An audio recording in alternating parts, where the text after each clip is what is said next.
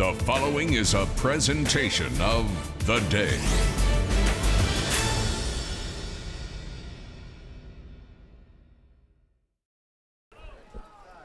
$157 times.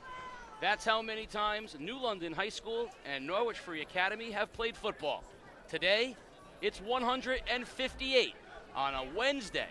Before Thanksgiving, an eerie feeling on the field, an uncomfortable time for some, but for these two teams, an opportunity to settle who is the better of the two. The Norwich Free Academy Wildcats on their way in to the postseason with a win. New London playing for pride, and you'll have it all live on Game Day.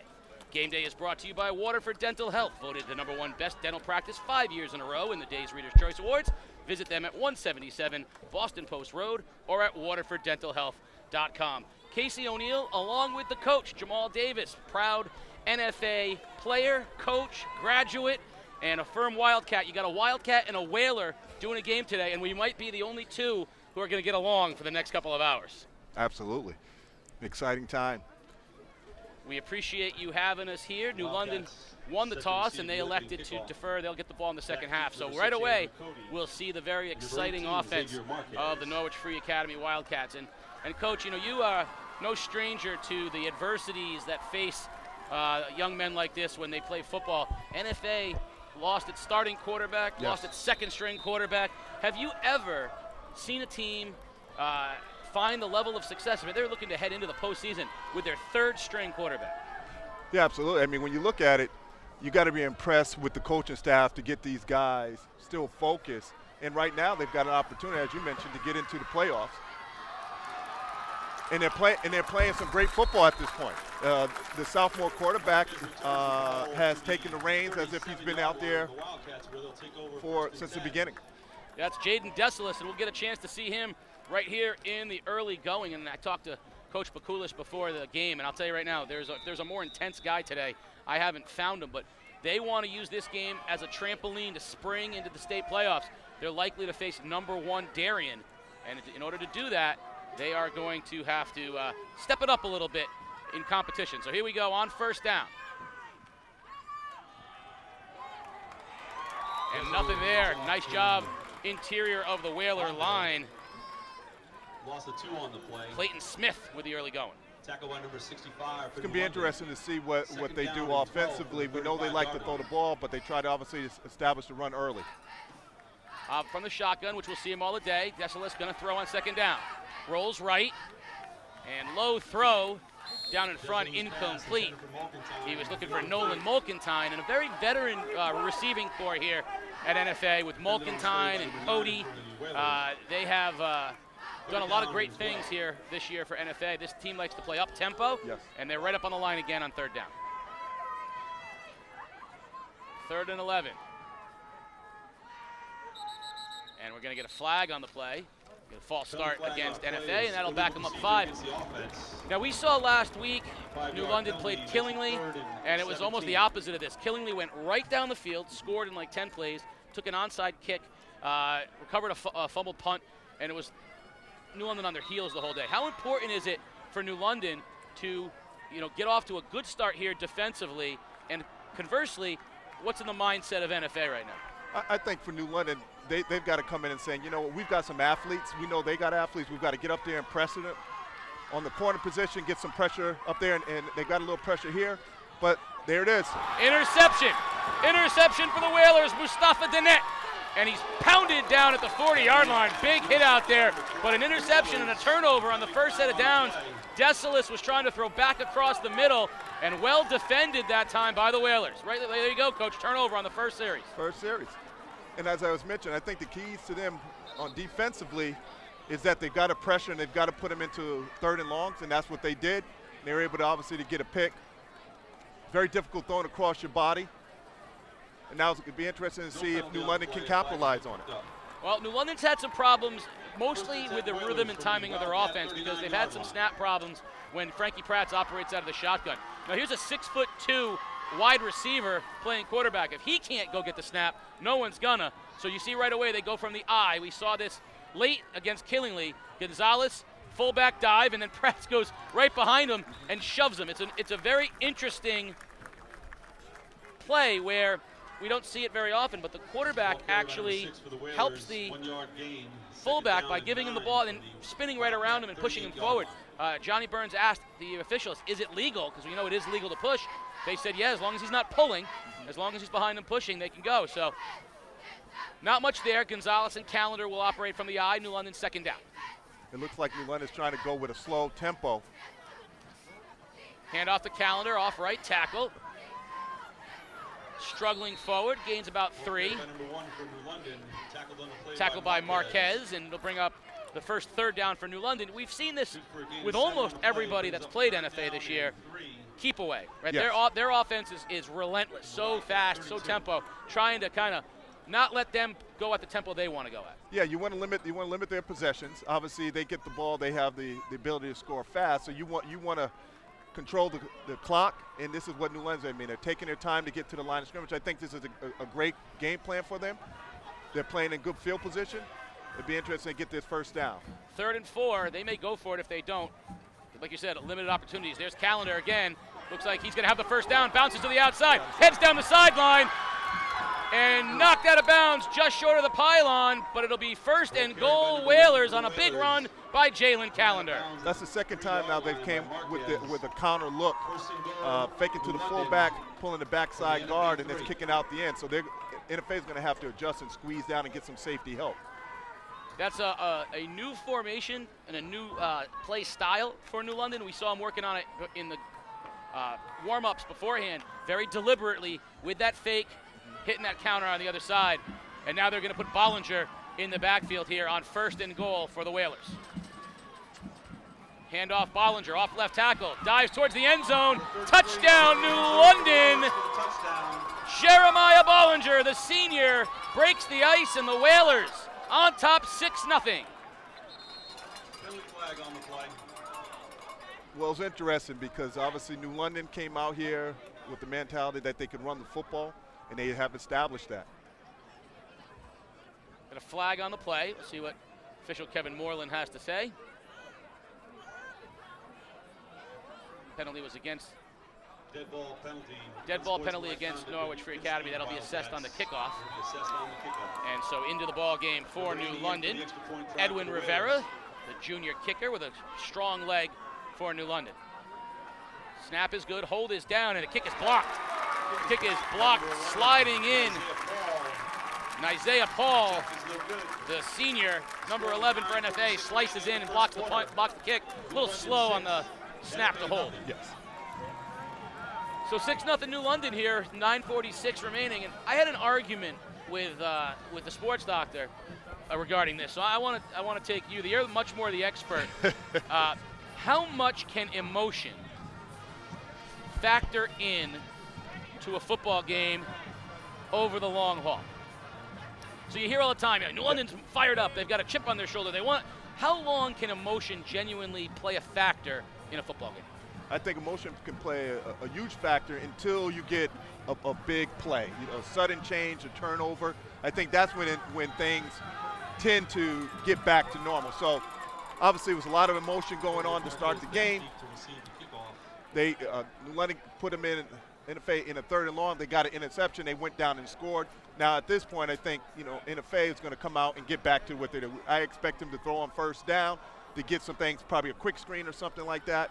To get in favorable position.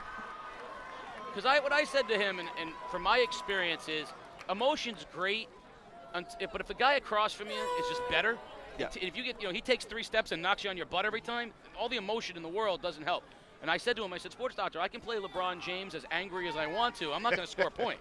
All right, so there's now these two teams are obviously a lot closer than that example, but I think that emotion, and I think you hit it on the head, emotion lasts only as long as you have something to ride that emotion for. Exactly. One big play from NFA, and we could see the thing, emotion suddenly switches in the other direction. So New London will be kicking it off on the NFA side of things after the penalty, and they're going to go with an onside kick, and we're going to get a penalty. Penalty flag on the play. And I think they're going to have to redo the kick here, as New London probably was offsides. Offsides. They probably crossed the line. Now, I have to say, All sides against This the is kicking normally team. my MO Free kick. at New London, where every third person knocks on the press box window to say hello to me. Coach Davis has been here for about 5 minutes, and 76 people have already come up, shaken his hand, given him a hug. I feel very good right now, though. We've got significant protection to our right. We have got New London and Norwich's finest to our right. Well, I like that. Yeah, I left at a good time. I left high on a high note. I left on a note. They all on a came low over. note. We might have to be hiding in the back here. I was saying, everyone's coming over. They love you right now. That's right. One bad year, though, and you would have been up in the scaffolding hiding. So New London will be assessed the penalty. Now they're kicking right on the 50-yard line, and they will squib it again. And it's a good, favorable kick, good bounce, squib it on the ground, just what they wanted. NFA will cover it, but good result for the Whalers. NFA will have it deep in their own territory, just on the other side of the 20-yard line.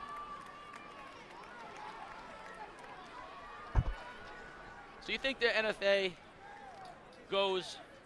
gets the ball in the playmaker's hands right away? Yeah, I think they're gonna come out in a 2-by-2. They're gonna look to get the ball out quick here. They like Cody in motion and get him into the flats. Well, there it is. There he is. And the ball was thrown low. They were looking for Damian Blue, but you had it on the money, and we get a flag away from the ball as Pierre-Louis and New London's Mustafa Dinette were banging each other down the field. So we'll see what we get for a penalty now. Okay, yeah. That was 30 yards away from the play, which tells you the emotion of the players out there. Yes. I think we'll see if we get sideline warning. Sideline warning against New London.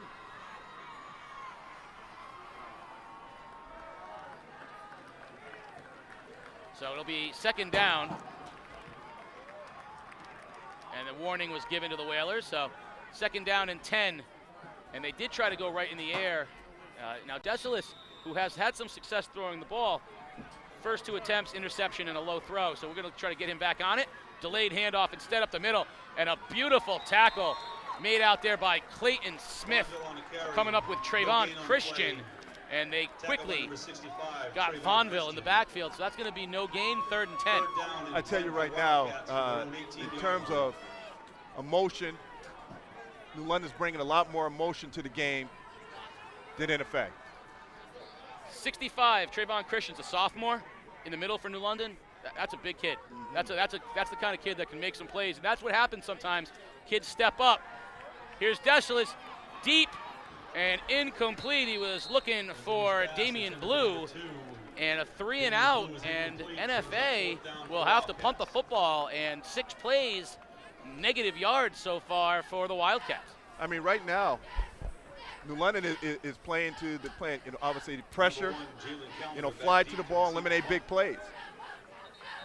Now, I don't want to put too much on sophomore Jaden Desilis, but the throw there was a man running free there. The throw was not in good shape. He had a chance in the first play on first down, ill-advised choice on the throw. So far, those plays may be there. He just needs to settle down a little bit, get back into things. And we're going to get a whistle on the field. Timeout Whalers. Timeout New London, as I don't think they knew what was going on. And so we'll have our first timeout of the game. 6-0 New London with 9 minutes remaining here in the first period. I think you're absolutely right. I think, at this point, he's got to settle down a little bit. Again, I think going to the quick screens, get the ball out to the playmakers, it almost becomes an outside run for them. I think they get to that, they'll get some momentum going. But right now, this is very big because, again, they're going to be playing in favorable field position with this punt. New London's sort of identity this year has been digging themselves a hole against good teams that they have been often unable to battle out of. Saw it against East Lyme, we saw it against Killingly. They could not have gotten off to a better start with the interception, and their defense has played well. And right now, their defense is in their first sort of test of the game because they were confused. Now NFA is going to drop and do a little quick punt. And it's over New London's head, misjudged by the Whalers, and a good bounce for NFA. is going to put the ball all the way inside the 25-yard line. So a great job by the Wildcats on the punt. Kind of had New London a little fooled about how far they could punt it, and so now the Whalers will have their first chance at having to drive the length of the field, and we'll see what NFA does to shore up that run defense. Yeah, that was definitely a miscue by New London there. They should have definitely had someone to be able to field that punt. They lost about 15 yards by allowing that ball to hit the ground and roll. And I think that was just not really having a good understanding of what NFA was doing right there, and I think their guys were, they just underestimated the leg of the punter. So New London will operate. Now they're going to go to the shotgun here, and we'll see they had some dangers. Josiah Williams is in the backfield with Pratts. Snap is good. Handoff goes to Williams, tries to get to the outside, breaks a tackle and cut down. Naziah Paul. Good for gain of 3 on the play. Gain of 3. Marquez also in on the tackle. Second down and 7. That time they tried to spread them out a little bit, but still coming back with the power run game.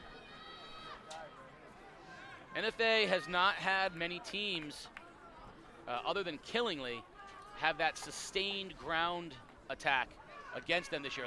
They often get ahead of teams. Teams have to throw. They've also had teams try to spread them out.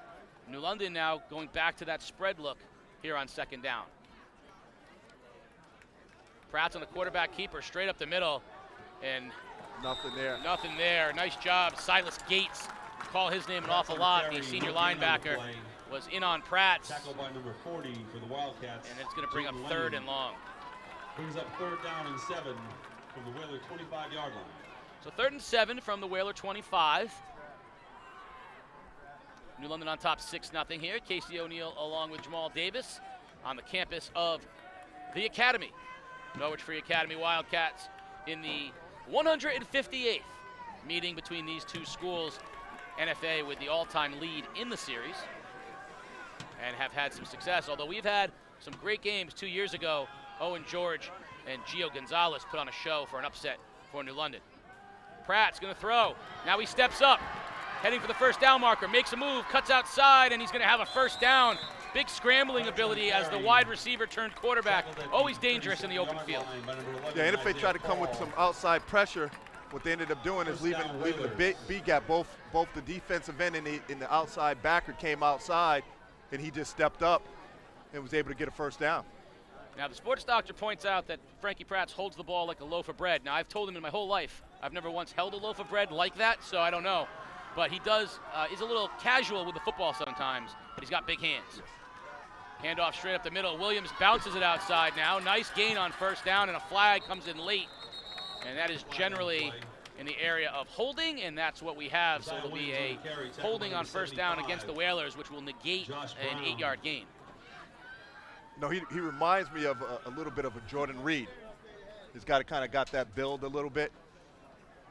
Yeah, that's a good call. And the transformation of Jordan Reed was a fascinating one. I remember when he came in as a freshman, and he and Frankie Pratts looked very similar. He was kind of a spindly freshman with big shoulders. But the idea that he is an NFL tight end is hilarious to me, because even though he was always a big, tall kid, how big he's got over the years with his frame is remarkable. But yeah, Frankie Pratts at 6'2", and it wasn't until I was on the field next to him in pads, he looks like a big, big guy. So first down, New London on a short toss right to Williams. Breaks a tackle, heads up the sideline, and then knocked down at about the 30-yard line. So they'll get a few back, but it'll bring up second and long. Nate Cody, number 50. Nate Cody on the tackle for NFA. But we have not seen the Whalers put the ball in the air yet. And I think they're going to have to here soon. They're not in position to run the ball, I don't think, 2 more times. Well, that penalty put them obviously in a long situation. Obviously now it's second and 16.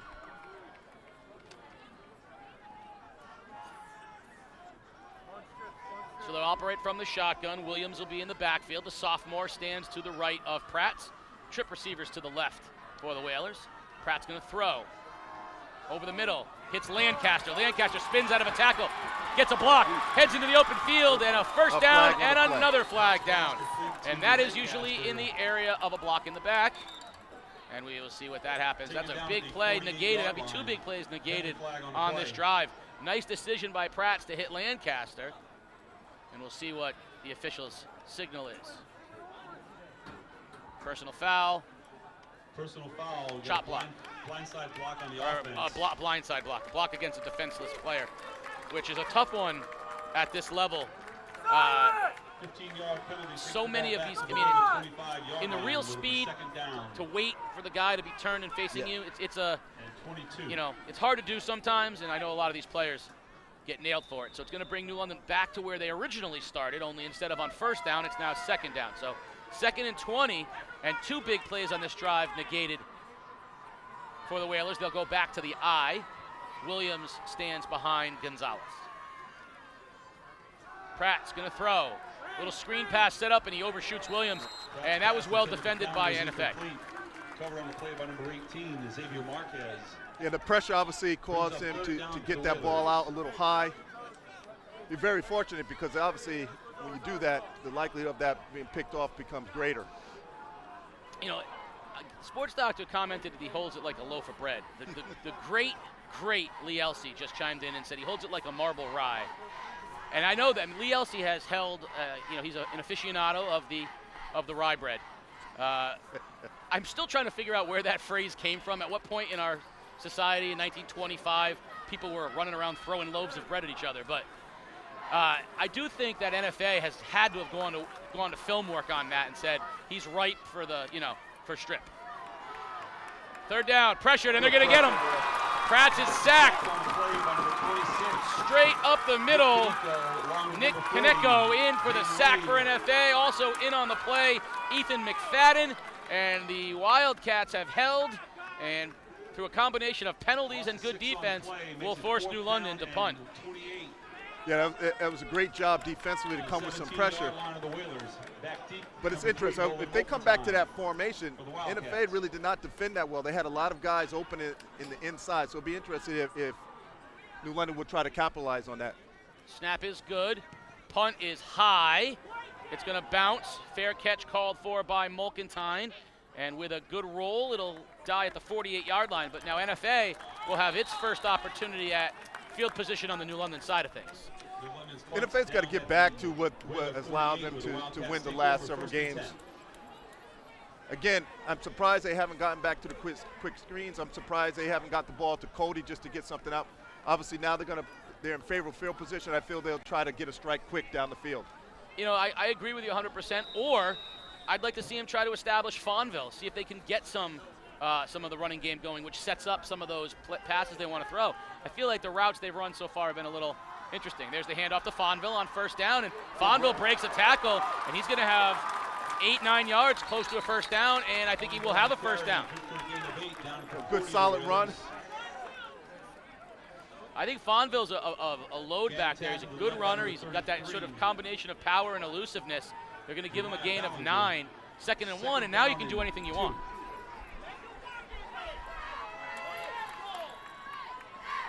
Desilis going to throw, pressured, rolls right, throws on the run, and incomplete as he had Damian Blue, but that was well covered out there by Williams and Pratt. 3rd and 2 Wildcats from the Whaler 40-yard line. And we got to take a look on what New London is doing against Andrew Cody, because Andrew Cody might be the most explosive player in the eastern half of Connecticut, and we haven't seen him touch the ball yet. See what New London's doing against him. Hurry up right now. 3rd and 1.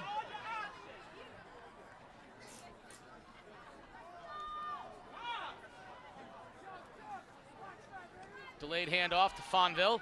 He'll have a 1st down over to the 35-yard line and change the move. Good for a gain of 3 and a 1st down for the Wildcats.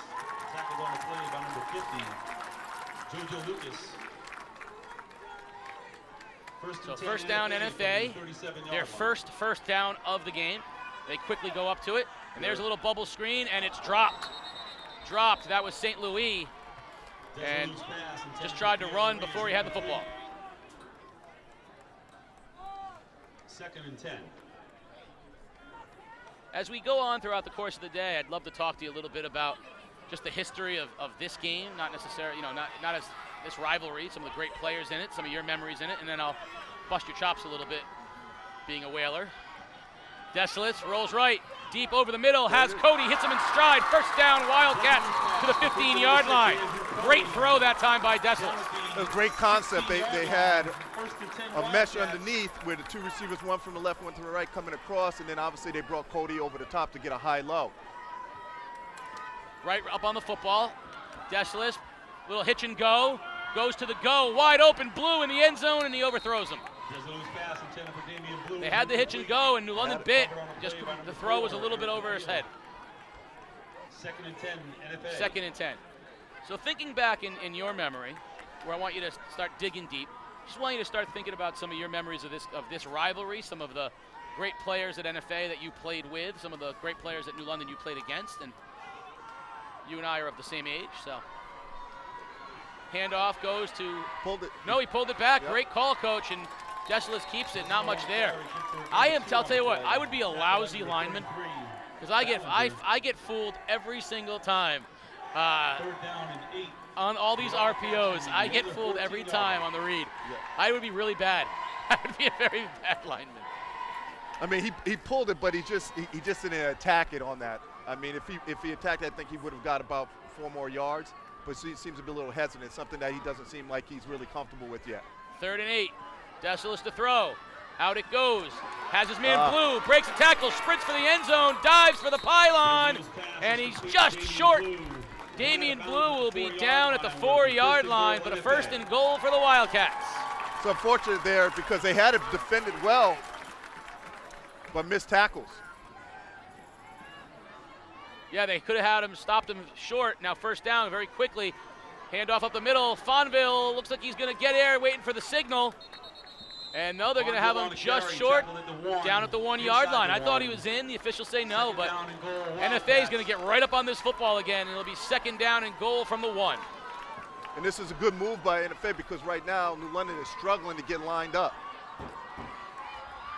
Right back to Fonville, churning, diving, reaching, touchdown, Wildcats!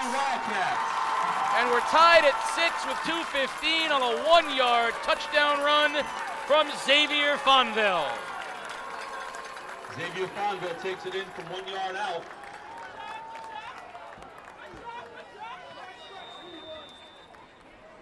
Isaac Wilkinson in to try the point after for the Wildcats. Wilkinson with the hold. And the extra point attempt will be on its way. And it's going to be up and good. And with 2:15 remaining, 7-6 NFA. So all that talk of emotion and how much it can last, I think it's safe to say that that's out the window now. Yeah, I mean, if you just look at the tempo, as I mentioned before, if they get back to what they're comfortable with, is in this case was the tempo. They took the air out of the sails for New London a little bit there, and they went down and scored.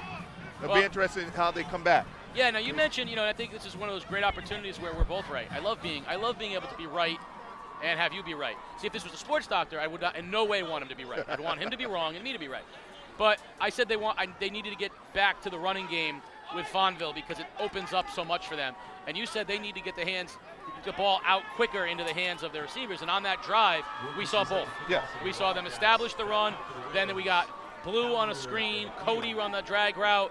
They started to get they started to mix mash, and then the tempo, which New London, if you jam them on 1st down and it's 2nd and 12, it's hard to go up tempo. Right. But when you're going downhill, 2nd and 4 and 3rd and 1, they are right up on the line, and I think the word relentless was just used to describe NFA. I find their offense to be relentless. They just keep coming at you. So New London needs a good return here as we're heading towards the end of the 1st quarter. Line drive, spiraling kick, heads to the sidelines, and will go out of bounds. And so New London will have good field position up past the 30-yard line.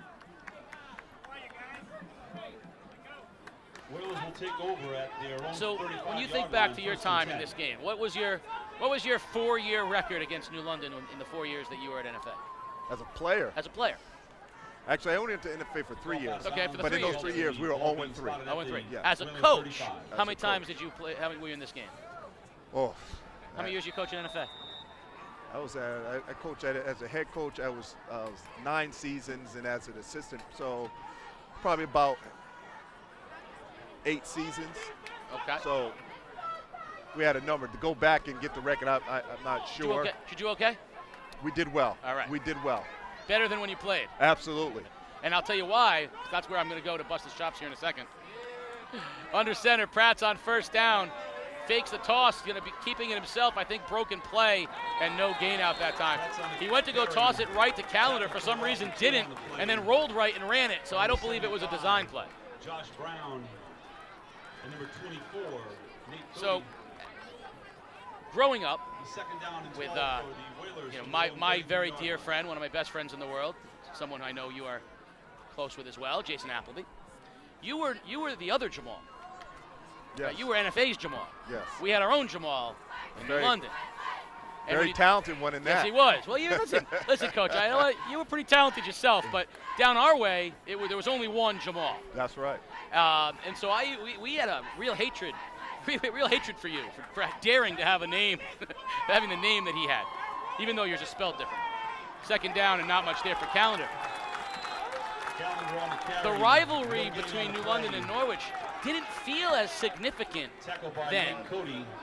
I feel like when you were coaching here, though, it really ramped up, and maybe that had to do with some of the success that you brought here to NFA as an assistant and then as a head coach. Was it just NFA getting better and more competitive and, quite frankly, starting to beat up on New London a little bit? Because I don't remember the NFA-New London rivalry being quite as big a deal as it is now. No, and I think a lot of it had to do with the fact that it was moved to the last game of the year. Both teams were very competitive. And incomplete. Pratt's going long for Ziegler, and on third down, that'll bring up fourth down. And with 38 seconds left in the quarter, the Whalers will have to punt. That was and a the big NFA defense is that held. was a big defensive stand for NFA. Obviously now again favorite field position, similar to the last series.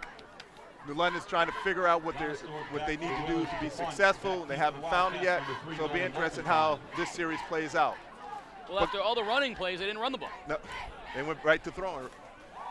But going back, so I think a lot of it had to do with the fact that both programs were on top of their game at the time, and so that game became a very important game and had a lot of implications.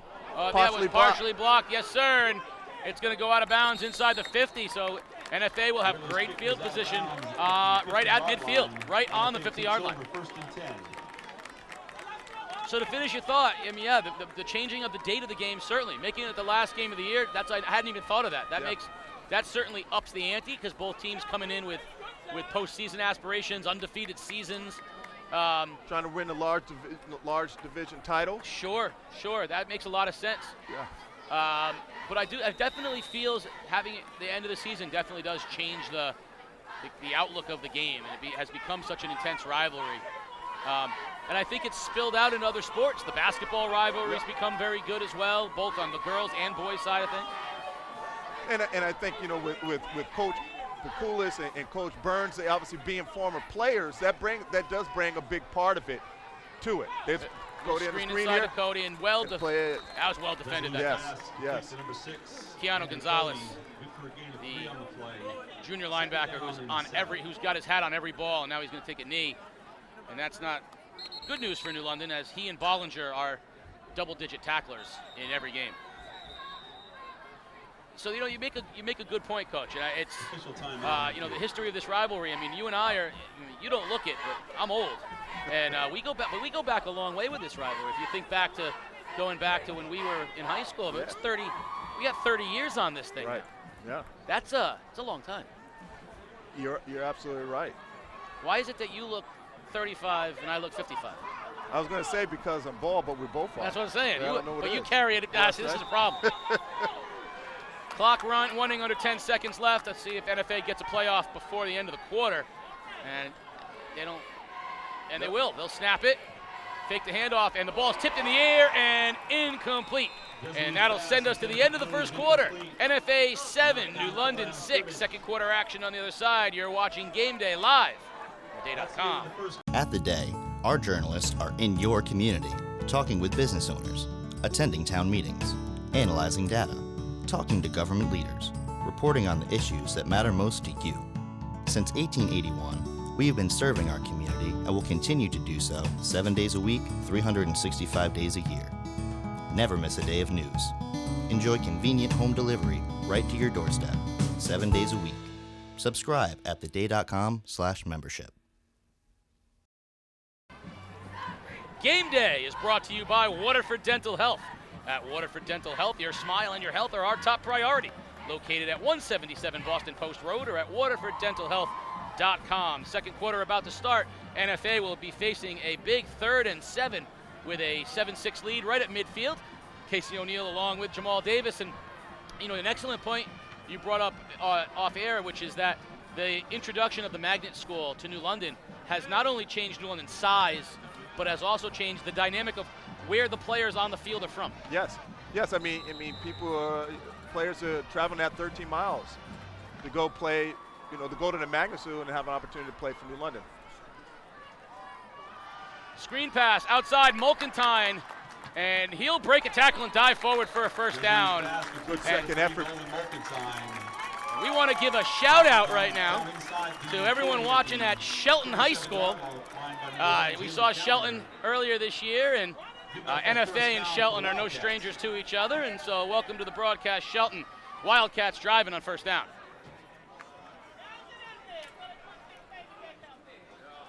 Desalis going to throw and incomplete. And Shelton, of course, to make the postseason, they need NFA to lose this game. Yes. And so right now, they are firmly in the Whaler camp on this one. We have a flag down on the field. NFK, of course, wins and will get in. They'd be the 8th seed, and they'd be staring at Darien on a trip to Darien in the first round of the playoffs. That'll be a holding against NFA, and that'll back them up. And there's the mistake we haven't seen from NFA in a while. Right.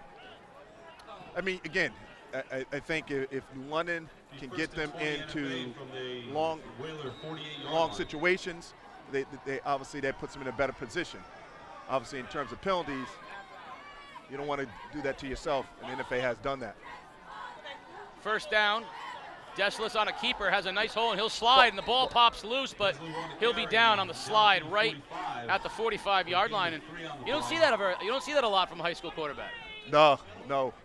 We had a guy a couple years ago, and Juwan Johnson. He wasn't sliding. No, listen. People would have stopped and prayed to let him. Please, you should slide more. Anything to keep him off his feet, because when you talk about a touchdown waiting to happen, that kid was a touchdown when he stepped out of the locker room. Yeah.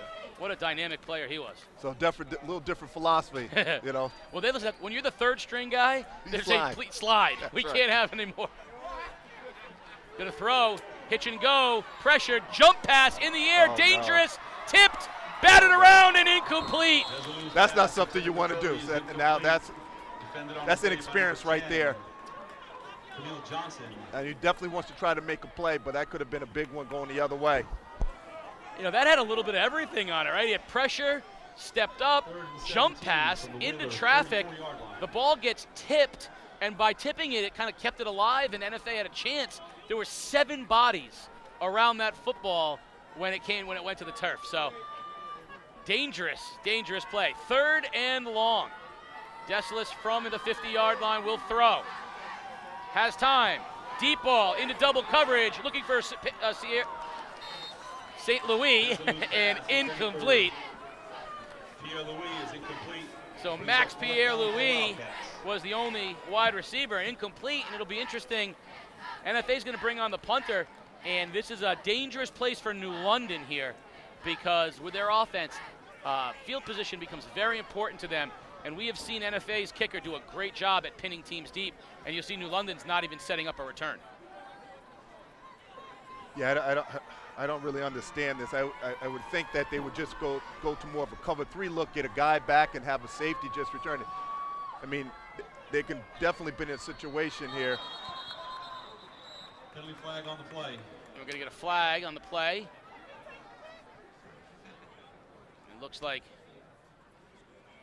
it's going to be against New London. They're going to jump. It'll move NFA up 5, but still going to be 4th and 15. And if they think they're going to run a fake punt with number 4, you know, who's not even on the quarterback depth chart, right. You can't assume that. You've got to trust your front 9 to be able to stop something like that. Yeah. But you got to put guys back here. I mean, they're in a too deep shell, but they can definitely just rotate, get that guy back, and field the punt. So they send Williams back now. I still think he's a little short. I think so too, because you got to be in a position to know where it's going to bounce. Going for the opposite corner, and it takes a great bounce. Can NFA down it? No, it goes into the end zone. Punter did his job. Yes, he did. That was a great effort. And it was funny. It was going to the coffin corner, and I thought it was going to take that hard right out of bounds. Right. It actually went 90 degrees left, and I think probably NFA got a little unlucky, believe it or not, but what a great punt, and New London gets a break. We'll have the ball at the 20-yard line. To put a bow on our final thought about that, you mentioned, you know, the magnet school and the kids coming from other places. You know, Jeremiah Bollinger, who's one of the 2 leading tacklers on New London, played all of his youth games in Norwich against New London. Yeah. So that's it does definitely change the dynamic, having kids not from New London all around, NFA drawing from a lot of places. I'd be interested to see how many different towns are represented in this game now, because both of these schools draw from a lot of places. Williams gets the handoff up the middle, and well defended by the Wildcats. Not much there. 2nd and 10. They try to come back with that kind of Connor Trey look. Williams on the carry, tackled on the play by number 52. But the linebacker, read it well and came up, and the D-line squeezed. Down in 11. Ruben Britos was the right tackle, and he was in on the tackle, and it brings up 2nd and, we'll call it a full 10. And after that first drive where New London went right down the field, they really haven't had a lot going, though 2 big plays negated by penalties obviously hurt a lot. Now from the shotgun, in motion, Callender. Callender will get it on the jet sweep around the left side and wrestled out of bounds by Marquez and then shoved out of bounds. And lucky he didn't get a flag. No gain on Yeah, play. Run out of bounds by he's getting up slow over there. You know, Paul and Marquez, I think you just sometimes, obviously having played the position, sometimes you just don't know exactly where you are. You play into the whistle, and you don't necessarily know you're on the sideline or that close to it. And no gain, big 3rd down here for the NFA defense. I mean, the 2 guys that impressed me defensively for NFA is as you just saw Marquez come up and number 24, Cody. I think both of those guys, obviously seniors, they play some relentless football, and they got to be accounted for. Yeah, we'll talk about Xavier Marquez here in a moment. Pratt's going to roll, pressured by Brown, still pressured, and he'll be sacked. Sacked on the outside. Nick Kaneko.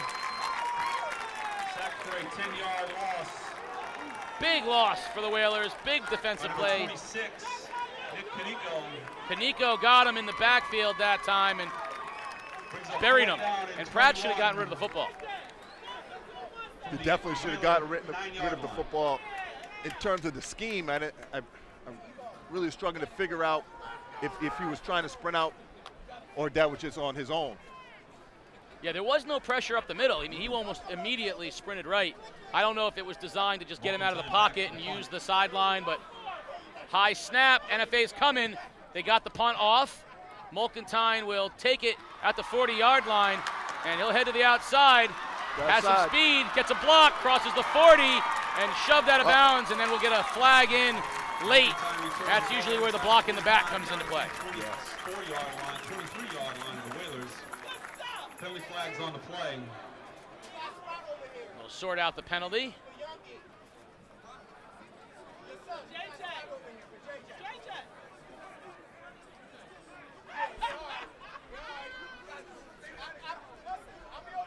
And we're going to have a hold against NFA. It'll be 1st down, and they'll back them up. So that'll take NFA back across the 40-yard line. 10-yard penalty from the spot of the foul. Be right at the 40-yard line, but still really good field position for the Wildcats with 8:42 remaining. 8 minutes, 42 seconds remaining in the first half.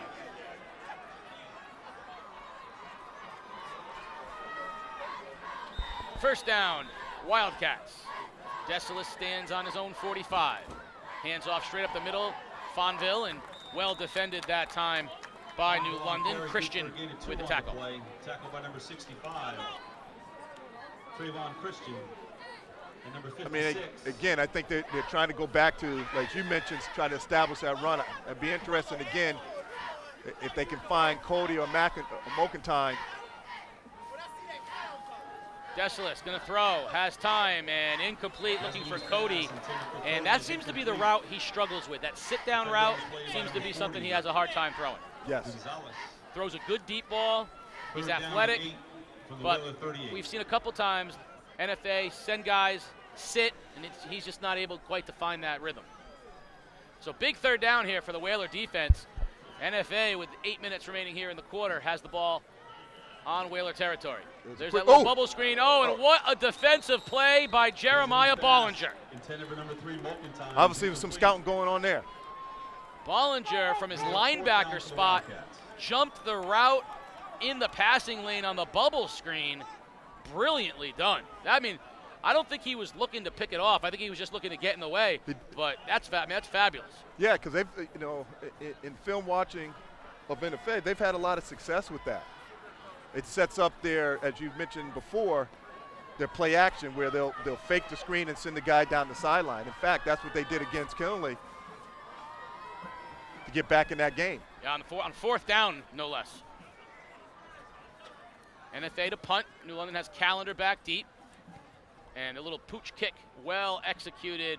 And this time he's not even messing around with the end zone. He is going to get it out at the 7-yard line. What a great punt. Where the Whalers take over, 1st and 10. So looking back when you played, who were the players that stood out for you in the New London NFA rivalry for you as a player, both sides of the ball? Well, you mentioned one of them. Yeah, Jamal Johnson. And Jamal Johnson and also Jason Appleby. Those two. I remember, in fact, we went down. They had a very good team those 2 years, their junior year and senior year, and we went down to watch them play in the state championship against, I think it was Ansonia. Both and I'll years, talk about 88, it after 89. a bit. Yeah. From the shotgun, Pratt, hands off, Williams has a nice hole, breaks a tackle, crosses the 15-yard line, and was really a tackle away from breaking it into the open, and it's a big gain on first down. I tell you, that off tackle has been successful for them. 1st and 10 from the 16-yard line. Yeah, 1988, 1989, both losses to Ansonia, both games where New London had a chance to win. Fran Hendricks was the star player for Ansonia in 88. New London had a chance in 89. They lost both despite great teams. It's ironic, Jamal Johnson, maybe the greatest player in New London history, no state championships. Williams will have the first down for New London as he crosses the 20 to the 22-yard line. So back-to-back running plays nets the Whalers a first down. Yeah, I think they're finally back to getting underneath the center, coming downhill. They're having some success with that. Not putting themselves into a long down situation through the pass game.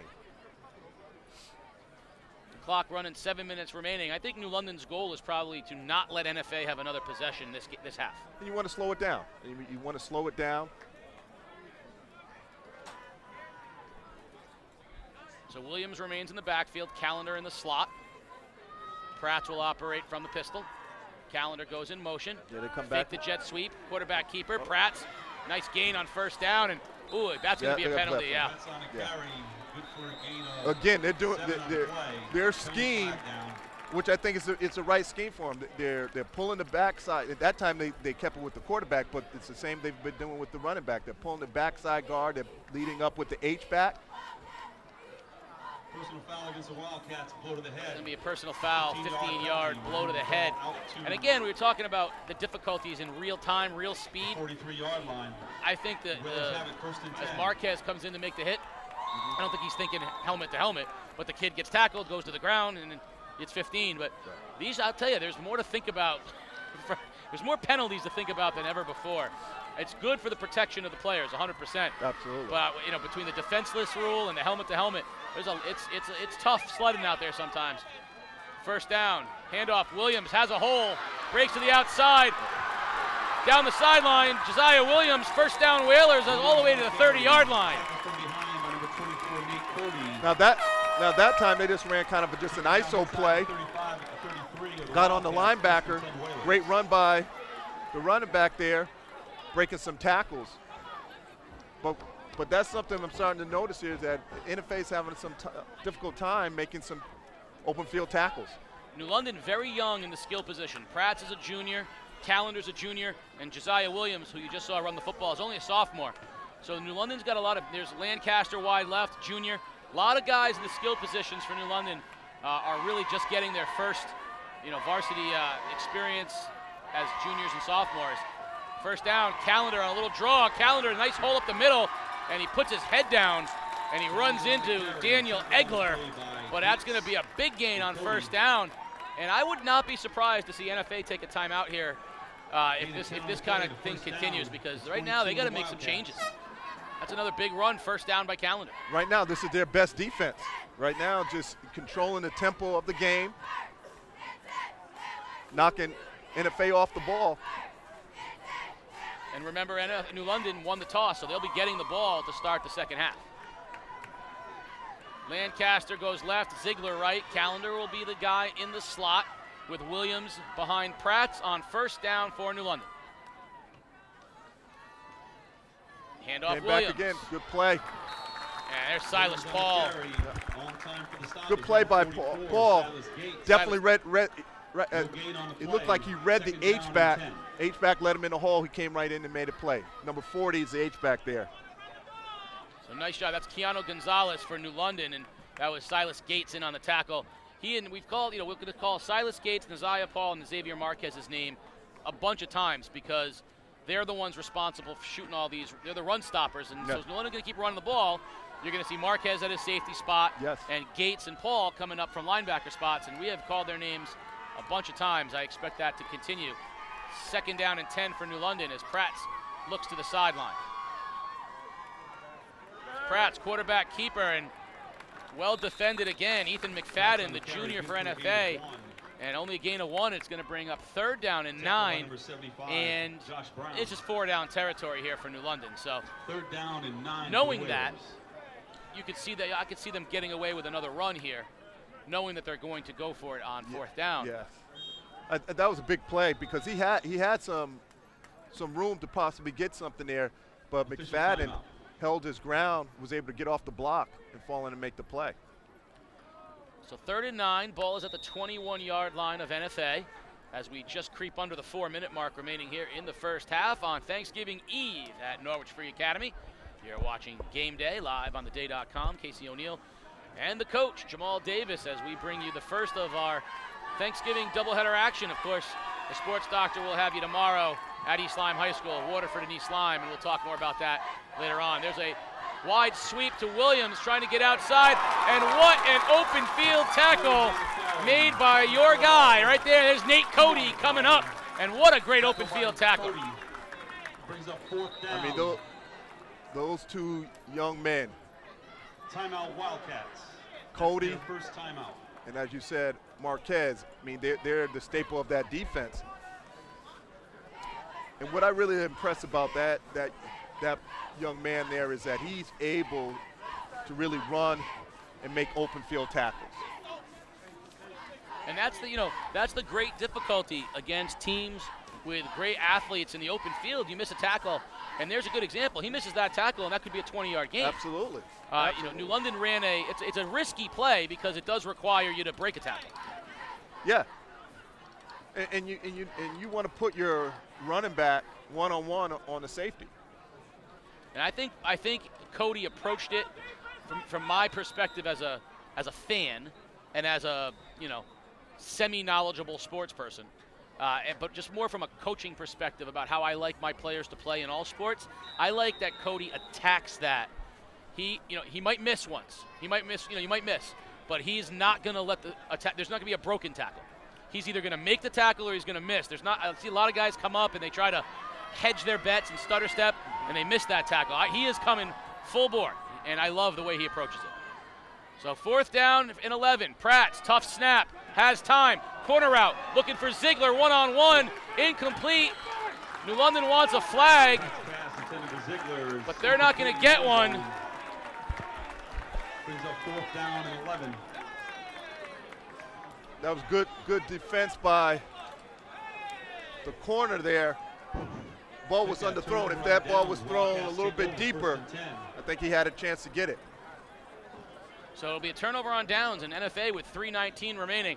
3:19 and 2 timeouts is an eternity for NFA the way they run this offense. So they got plenty of time. They're back at their own 24-yard line. Obviously, New London wanted to come away with some points, but I think that for them to move out of that field position, to move it to this side was a success. Absolutely. I agree. That was change the field position, change the momentum, take some time off the clock. All important here for New London. Now, defensively, it's imperative they don't give up points before the half. Dessler's going to keep it himself, has a nice hole, and slides forward at the 32-yard line, right near the first down marker. Third string quarterback coach. Took that gain to 7. I promise you the staff is going, the only thing you can't do is get hurt. Because I'm pretty sure that Tim Cook, our cameraman, is next in line to play quarterback for NFA. Screen pass out in the flat goes to Fonville, and he's ridden out of bounds short of the first down. They'll bring up 3rd down and 2. Now, what I actually like about that, he's managing the game. All right, he knows what he's capable of doing. That's not his forte, but he's taking advantage of it. He's getting positive yards. He's keeping the offense moving in a positive direction. So he's got to keep doing that. Big 3rd down here, 3rd and 4. Ball at the 29-yard line. If New London holds, they should get the ball back, and that'll be important. NFA obviously doesn't want to stall. 3rd and 4, 2.5 minutes remaining, and Dessler will throw. Pressured by Bollinger, steps up, throws on the run, has his man Fonville, great catch at the 50, down the sideline, and shoved out of bounds in New London territory at the 35-yard line. What a great athletic play that time by Dessler. Yeah, it was a great job of him stepping up, keeping his eyes down the field, and maybe the fact that we're being critical about him running the ball gave him this opportunity here because he kept his eyes down the field, made a nice throw. We're going to get a timeout. Timeout Whalers. New London, that's their second timeout. With 2:11. That was that's a big play. Not only was it a first down, but it's a big gain and gets NFA into, they're not in the red zone yet, but they're in legit scoring territory with the ball at the 35-yard line. Absolutely. Ladies and gentlemen, we'd like to remind everyone that the NFA Parent Council concession stand is open, located on the far right side of the field.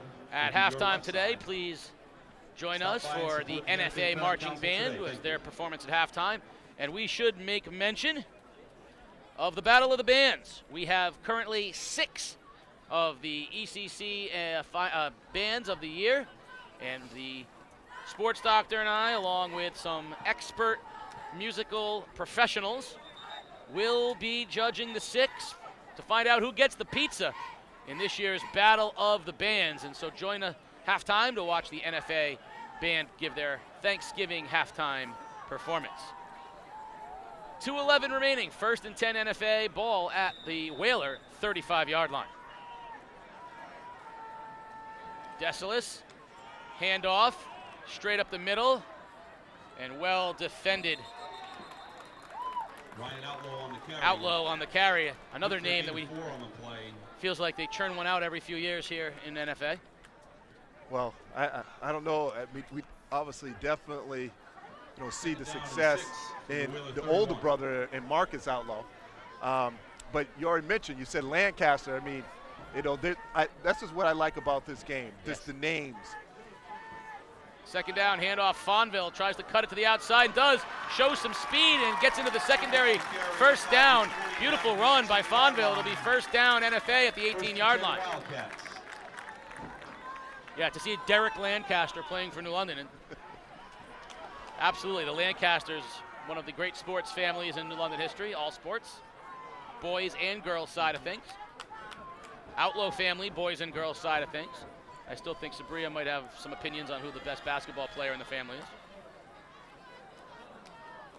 Fonville will move to the right of Dessler on 1st down. There's the hitch and go. They got it. Deep in the corner, has Blue in. What a catch in the corner of the end zone. Touchdown, Damian Blue with 1:04 remaining. He went up with 2 hands, in the corner of the end zone and brought it down. Wilkinson in for the extra point. And the Wildcats take a 13-6 lead. Definitely blown coverage there. Gave that opportunity. He was wide open. I thought the ball was overthrown. I did not think he was going to be able to go up and get it, but he absolutely did. Damian Blue, the senior, went up and got it in the corner of the end zone. We were awaiting the extra point. Low snap. They get it down, and the kick is driven through with 1:04 remaining, 14-6 NFA, and that's exactly what we said New London couldn't do, was give up points, and they did it on a blown coverage.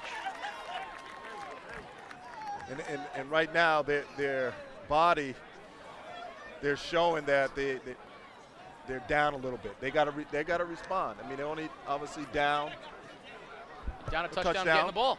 And that's it.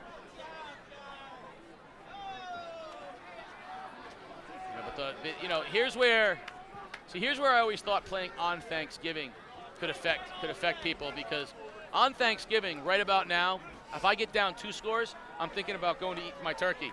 I might be packing it in. Today, I got nothing better to do today. Let's play some football. But I used to remember as a broadcaster on Thanksgiving, it would be, one team would get up 3 scores in the third quarter, and I'd be thinking to myself, can we just run the clock? Can we run the ball? I want to get out of here. And I got to imagine for some of the players, sometimes when things get down late in the game, you're thinking to yourself, I'd like to get out of here. So, this is the last game of the year for New London. They got a bright future. Coach Burns really likes the kids he's got coming back, but to stay invested for 4 quarters, that's the challenge today. High spiraling kick will be taken by Callender at the 10-yard line, and he heads up the middle of the field, and he'll get down to the 30. And Bollinger's going to get hit with a flag. Bollinger buried Neziah Paul at the 30-yard line. I think they're going to say that was late and unprotected, and that's going to back New London up.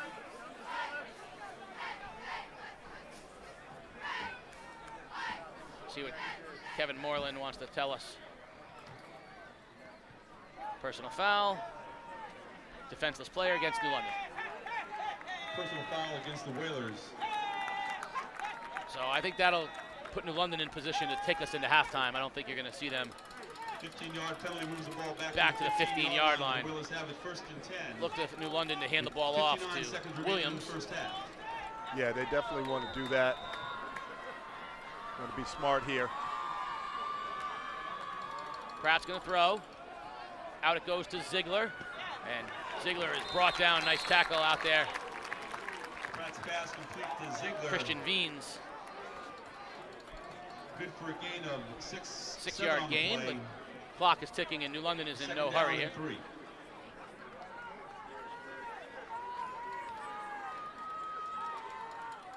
Going to throw again. Yeah, I don't understand this right here. Rolls left, slings it, and throws it out of bounds. Now NFA can use his last 2 timeouts and force him to punt. 13, Lancaster. Well, they're going to get a penalty there. Flag on the play. I'm not exactly sure what the penalty is going to be. Are they going to call intentional grounding? I mean, there was a receiver in the vicinity. They are. They're going to call intentional grounding. Lancaster was out there. All right, well, that means they're going to replay 2nd down with 30 seconds remaining. Now New London's got to run the ball. You got to force NFA. I mean, I don't think NFA will burn. Now they will. They'll burn the timeouts and make them punt it out of the end zone. Absolutely. Now a bad snap is a safety waiting to happen. Handoff Williams, and he's got to break a tackle to get out of the end zone. He does. Cuts it outside, breaks another tackle. What a great individual effort from Williams. Williams on the carry, run out of bounds by number 5, Dan Egler. Egler finally ran him out of bounds. Nate Cody. Good gain, though. I mean, that was a great. That was a safety. Yes, it was. Probably should have stayed in bounds there, but. 4th and 9 for the Whalers from their own 17-yard line. 4th and 9, that's right. Intentional grounding, loss of down. So it wasn't 2nd down there. It was 3rd down there. So they are going to make New London punt with 20 seconds remaining. And we have seen NFA. I got news for you. Between them blocking the punt, Mulkentine being able to return it, and the dangerousness of their offense, they're going to try to put another one in. Absolutely. Timeout Whalers. And New London sees that. They're going to take their last timeout. And they should. Actually, they're going to probably go for this punt.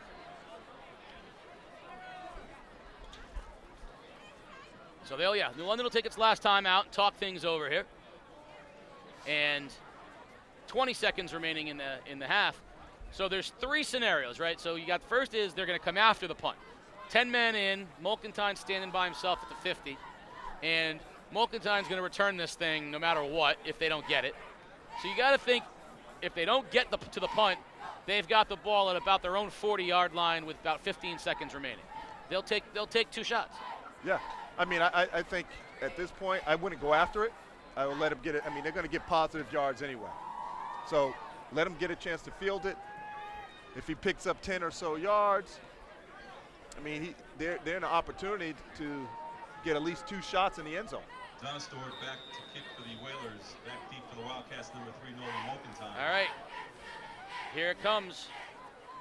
High snap. They're coming after it, and they blocked it. And it's picked up by Blue inside the 5. As we called it. Number 2, Damian Blue. Wildcats have their first and goal from the Whaler 5-yard line. And with 14 seconds left, New London needs a goal line stand in order to keep NFA from a 2-touchdown lead. Huge change in momentum. The score by Blue, the ill-advised intentional grounding, the blocked punt have collaborated to put NFA on the 5-yard line.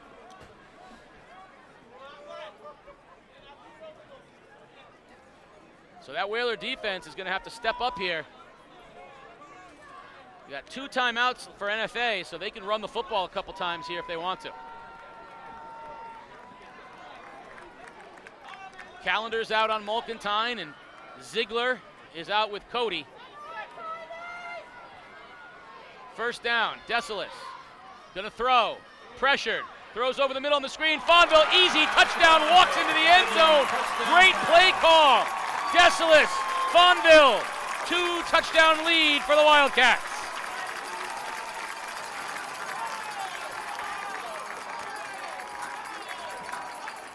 And a backbreaker as we head into halftime. Wilkinson in for the extra point try. Wilkinson in for the extra point try for NFA. He's 2 for 2 on the day. Out of the hold of Mulkentine. Good snap, good hold, and the kick is good. And with 8.8 seconds remaining in the half, a huge change in momentum from 8-6 to 21. Excuse me, from 7-6 to 21-6 in about a minute and a half. Yeah. Right now, New London's got to get themselves refocused. They got to get out of this half field first still. We've seen this from NFA all year long. It's like a replay of what we saw in the Killingly game. New London's knocking on the door, thinking they're going to try to take the lead heading into halftime. Instead, NFA holds, goes down the field and scores, gets the ball back, scores again. I mean, the intentional grounding was a devastating call for New London because it made it 3rd and long from the shadow of their own goal line. That's a terrible position to be in. And 8.8 seconds remaining, and New London's going to have to regroup. They are going to get the ball back, which is going to be important to start the second half. Yeah, really 2 things that happened. Obviously, the penalty itself, but also the clock stopped, so NFA didn't even have to use his timeouts. That's right. As it turned out, they didn't need them. Yeah. That's a great play call. That was. New London sent pressure right up the middle, a little run blitz. They kept going after the quarterback. Fonville just leaked right out. And made a nice catch, too, because it was off his fingertips. That's a very well-designed play.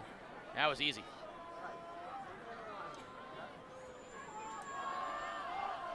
Wilkinson will bang it over the head of everybody. That's going to bounce and head into the end zone. So what a big kick. And New London will have it with 8.5 seconds remaining. First and 10 from their own 20 with 8.8 remaining in the ball, first half. This is where we're talking about 2 teams sort of headed in different directions right now. NFA is riding that emotional high heading into halftime, knowing that a win will put them into the postseason against Darien most likely. New London, this is it, end of the year, up and down season, and they've got to try to find a way to stay in it for a half.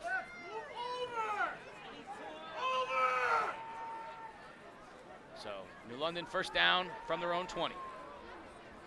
So you're seeing confusion on the field. New London doesn't even have enough 11 players on the field. And Pratt will take a knee, and that'll wind us down to halftime.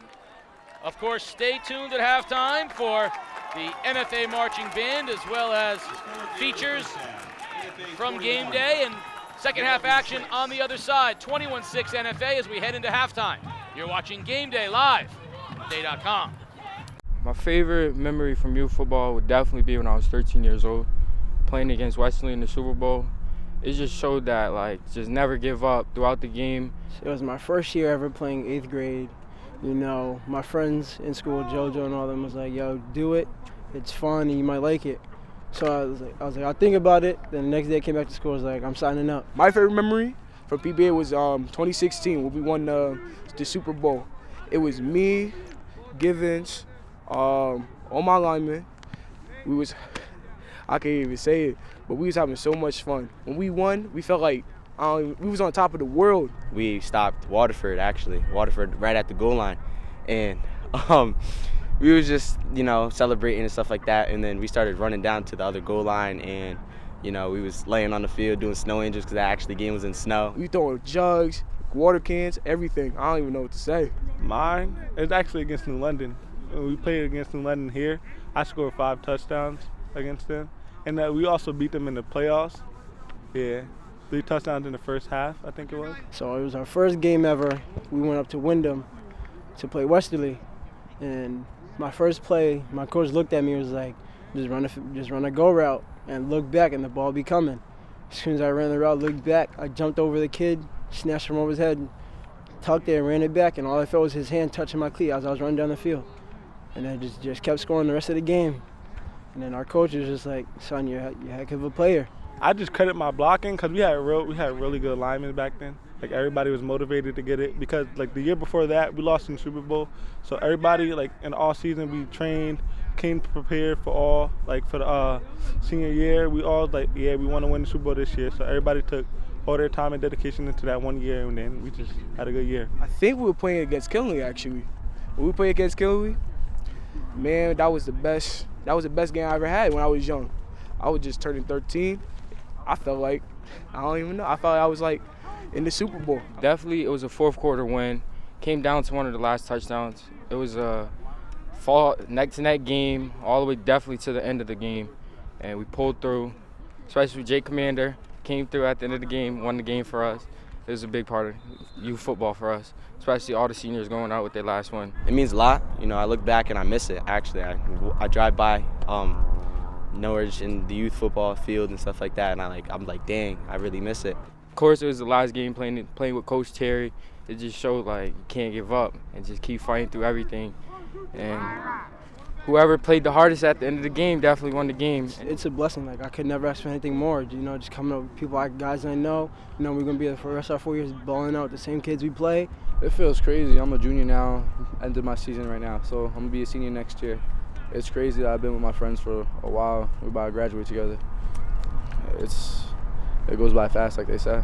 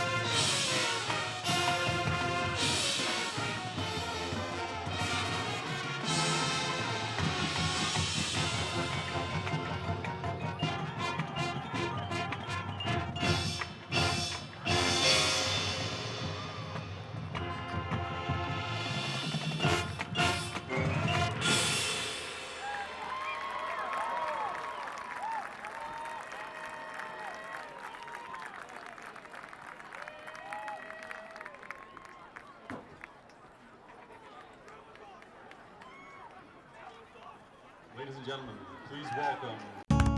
The J strives to cover stories our readers care about. With a feature called Curious CT, we make it easier for you to tell us what you want to know about the people, places, and issues in southeastern Connecticut. You submit a question, readers vote, and we investigate and report. Go to theday.com/CuriousCT for more details. You ask, you vote, we investigate.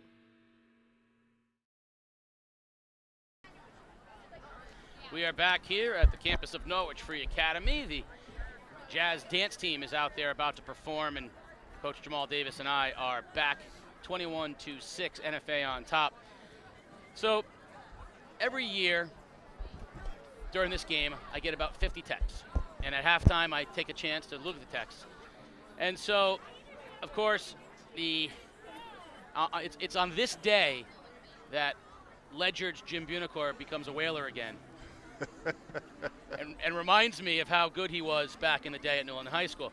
He reminds us that the rivalry, as you said, became good when NFA became good. That when you guys were here, you guys weren't as competitive.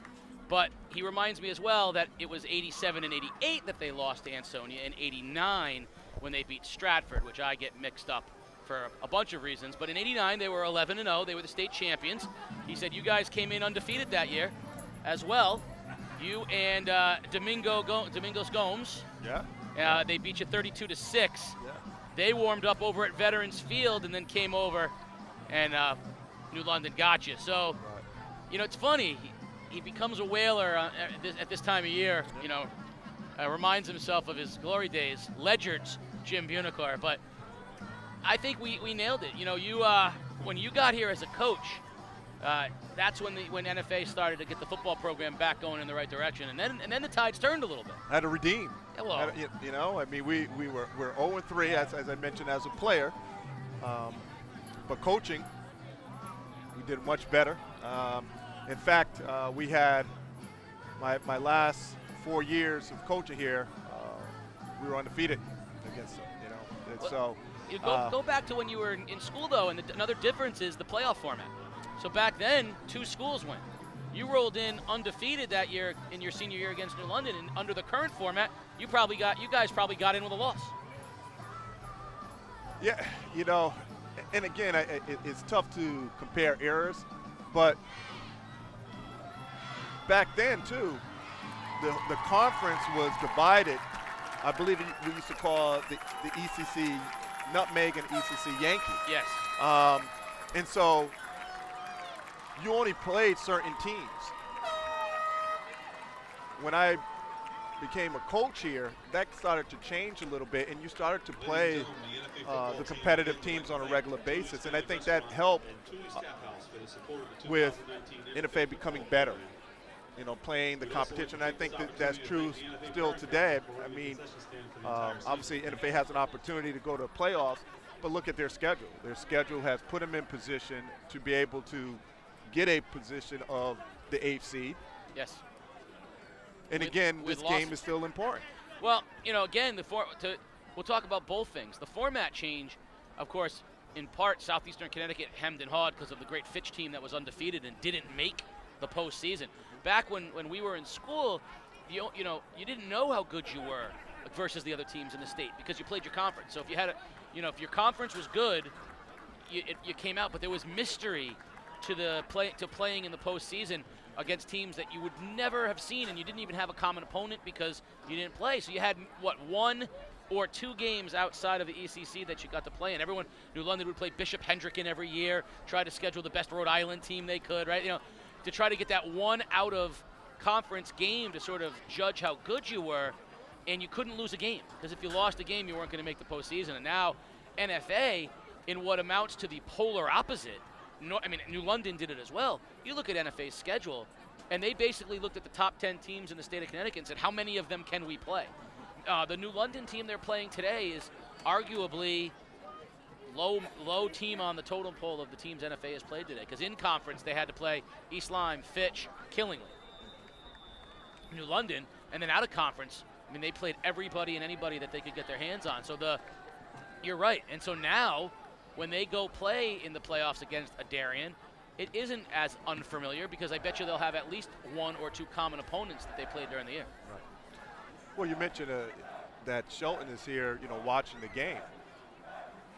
That wouldn't have happened 20 years ago, right? No, they would have had three. There would have been three Shelton coaches with a clipboard up in the back of the of the stands. Now they're comfy. Although I think 21-6 at halftime, they're starting to, and maybe they're not liking the broadcast all that much right now because they need New London to rally here in the second half. They do. But you're right. You wouldn't have had the opportunity to do that. There are also no more mysteries because there's film on everybody and every game is visible. You can watch everything. But yeah, I mean this is not a walk down memory lane. This is just a sort of a historical understanding of where we are. The league changed because of scheduling issues, and now the current state of scheduling forces teams to play as many out-of-conference games as they play in-conference games, and I don't necessarily love that either. But it's almost like we're moving to almost a non-conference sort of style of scheduling, because NFA played 5 teams this year, not in their conference. Yeah, I mean, in the old format, being such a small state, there was a lot of unknown in terms of football. Now with the format and how it's set up, you're going to get some teams across the state coming to find out how good a team. Even though you got film, you still want to see them in person. But NFA played Shelton this year, played West Haven as you mentioned.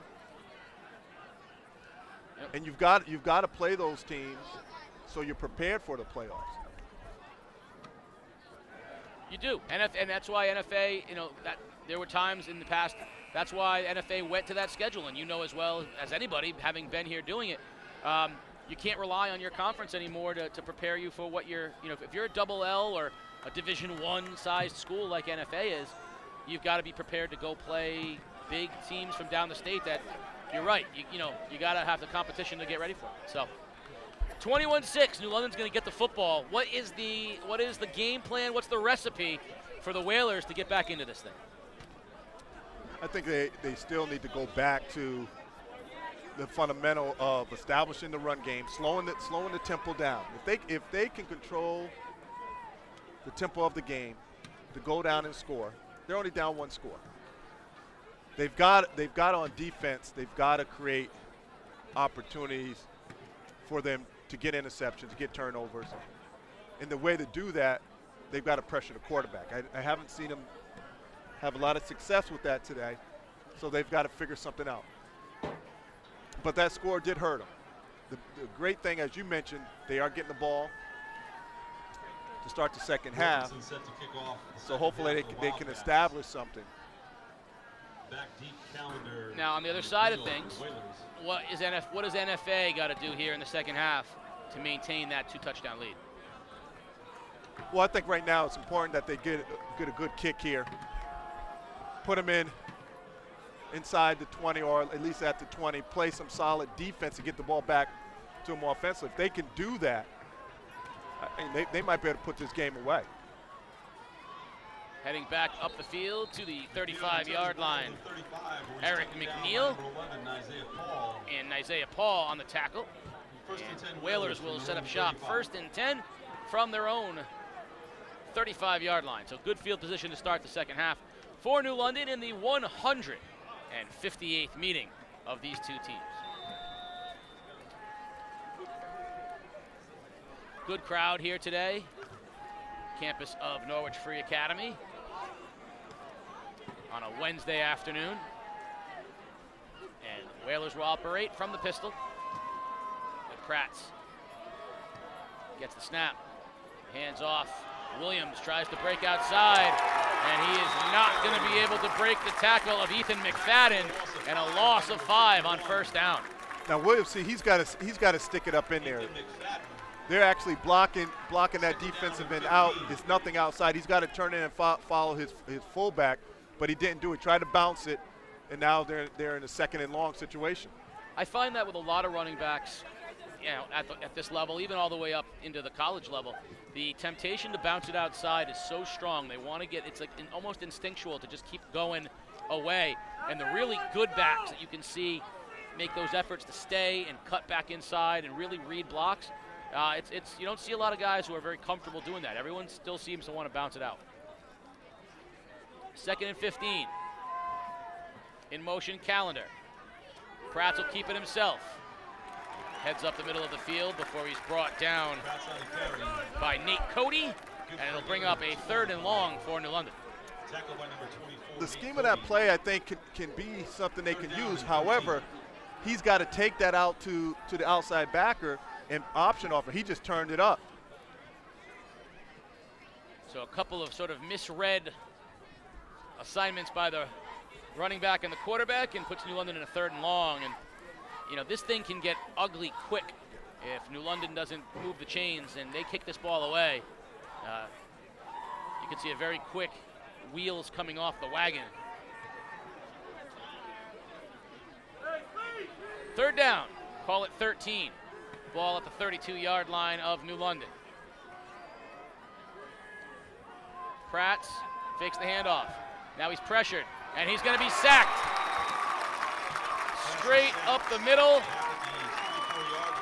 And he's brought down by Nick Kaneko, along with McFadden. And they are going to have to punt it away. Looked like he had some time initially, but the pocket collapsed pretty quickly.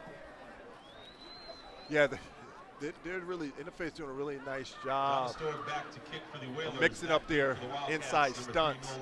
And sometimes they'll send a backer as well. First, New London's got to get this punt off. Better snap, kick is up, it's good. It's going to go and take a New London bounce. Now a sideways bounce, hits an NFA player, and NFA falls on the ball. Isaiah Paul falls on it at the 40-yard line. And so it'll be 1st and 10 NFA, but on a short field again. So 21-6 in a short field. NFA feeling pretty good about where they are at the moment.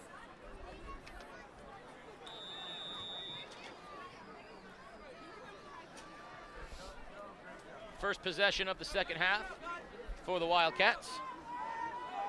And Fonville will remain in the backfield with Desilis. Desilis will keep it himself, and he'll slide down at the 37-yard line. Gain of perhaps a yard on 1st down. And there's a Whaler, I think, that kicked in the stomach. Trayvon Christian will be down on the ground. They'll attend to him. It's interesting, the slide at this level, the defenders are not prepared for it. You know, usually when you see a slide, you see the defenders, they know that's going to happen, so they're pulling up. In this particular play, you know, 2 guys were going after them, they ran into each other. So as they attend to Christian, we'll talk a little bit more about the status of the ECC. So we talked about playing out of conference schedule. Well, the ECC is poised to put as many as 4 teams into the postseason. Killingly has already clinched a spot, and depending on what happens, they may host a game before they move on. They played their signature win, other than, and it was Berlin, before coming in here and losing this close one to NFA. They are in. Waterford is almost mathematically in. They need either to beat East Lyme tomorrow, but they'll know tonight they might be in before they even play East Lyme, and that'll be a game for a home game. And you and I go back to a time where the notion of Waterford playoff football, you would have had a better chance. I can't even come up with something as absurd as the notion of that. But Waterford just wins championships now, and their football team is sniffing a postseason berth. Of course, with a win, this Norwich Free Academy team will slide into the 8th spot. And Plainfield, the Panthers, with a win over Griswold, will go and play, and unfortunately will likely draw Bloomfield or Ansonia as their 1st round matchup. Welcome to that postseason schedule. 2nd down, Desilis fakes it, goes down over the middle, has a man, and he overthrows Cody, and he almost made the catch. Cody almost made the most spectacular catch of the season, but it falls incomplete, and it should have been picked. Yes, it should have. You know, playing the safety spot, you want to come down and attack the ball. He kind of waited on it a little bit, and Cody almost pulled it up. that little teeny hitch that Desalis does really freezes those linebackers, and it leaves a lot of space in the middle of the field. Third down, hand off to Fonville, and a nice tackle from behind by Smith. Clayton Smith will make the tackle, and that'll bring up fourth down, and NFA will go for it for sure with the ball at the 35-yard line. So it'll be 4th and 5 from the 35. New London down 2 scores, needs to hold. Desalis going to throw. Pressured, rolls to his right, throws it over the middle for Mulkentine, and he comes down with an acrobatic catch. Nolan Mulkentine tipped it to himself. First down, Wildcats. That was a nice play by Mulkentine. Cody was wide open in the middle. If he caught it, if he got it, he probably would have scored a touchdown on it. Desalis to throw again on first down. Now he's pressured, rolls right and throws it down at the feet of Mulkentine. Incomplete as Bollinger was up in his face. He was pressured also by Jojo Lucas. Second down.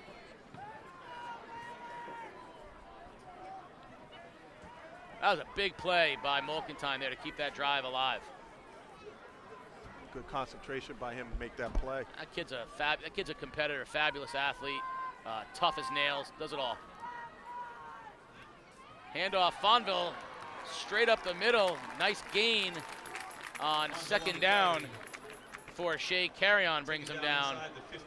Inside the 15-yard line, though, down to the 12, and it will bring up a 3rd and short. 3rd down and 3.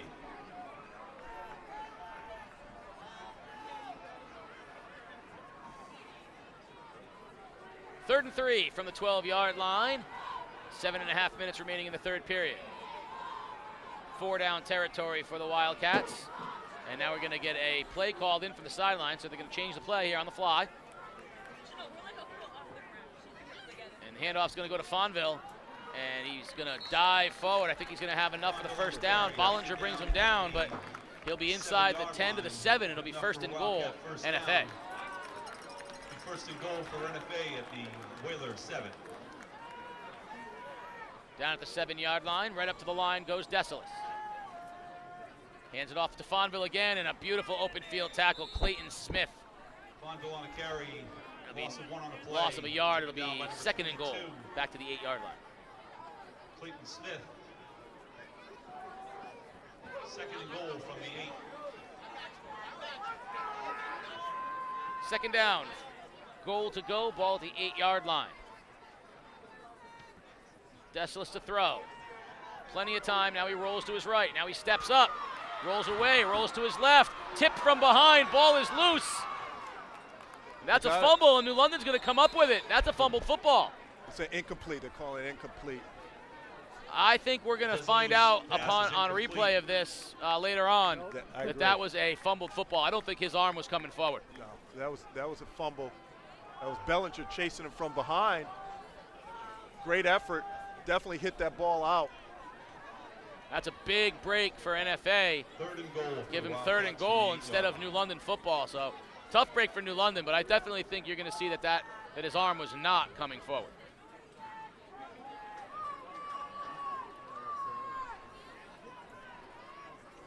Third and goal for the Wildcats.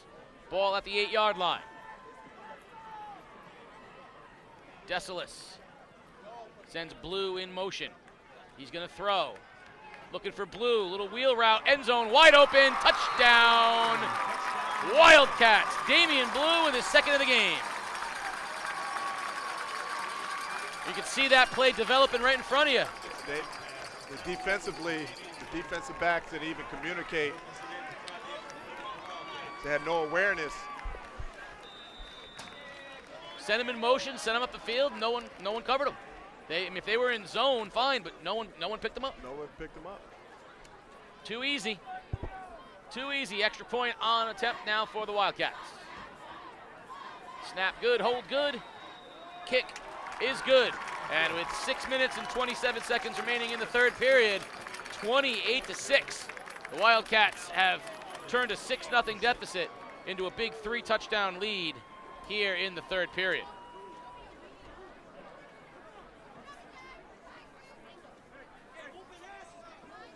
So right now, this is where we were talking about, the wheels coming off.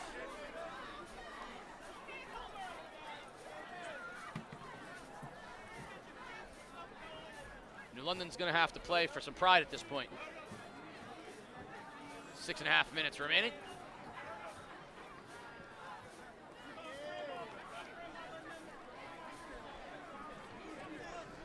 Hard to believe, but we are at the end of the football season.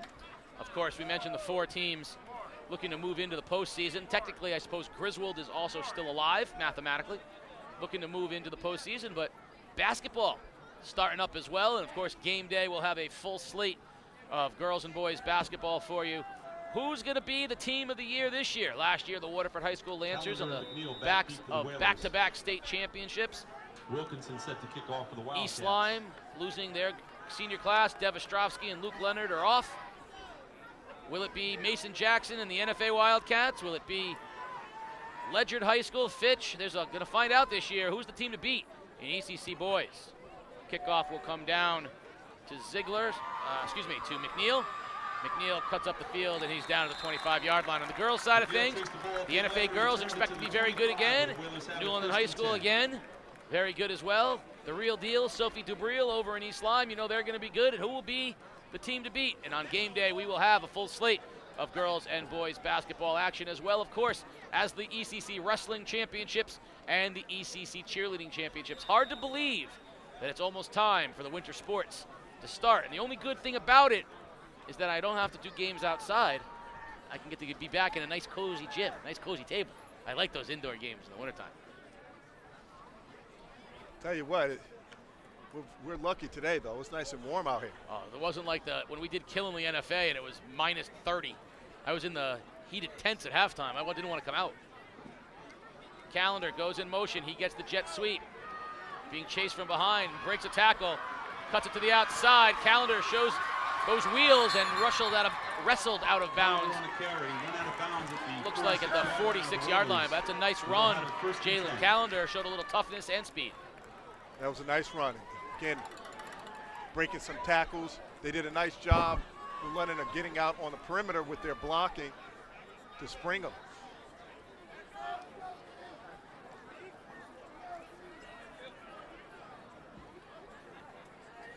New London's going to huddle it up here as the ball will be up close to midfield. First down, clock will be at 6:13.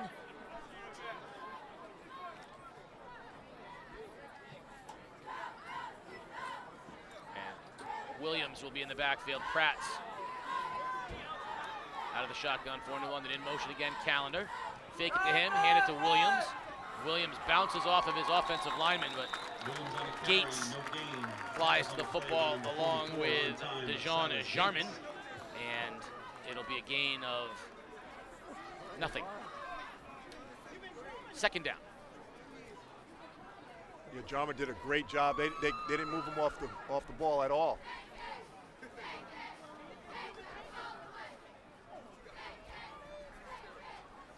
Second and 10, under 6 minutes remaining in the third period. New London, nothing doing since that first drive of the football game. Intercepted a third down pass from Desilis, and since then, nothing doing.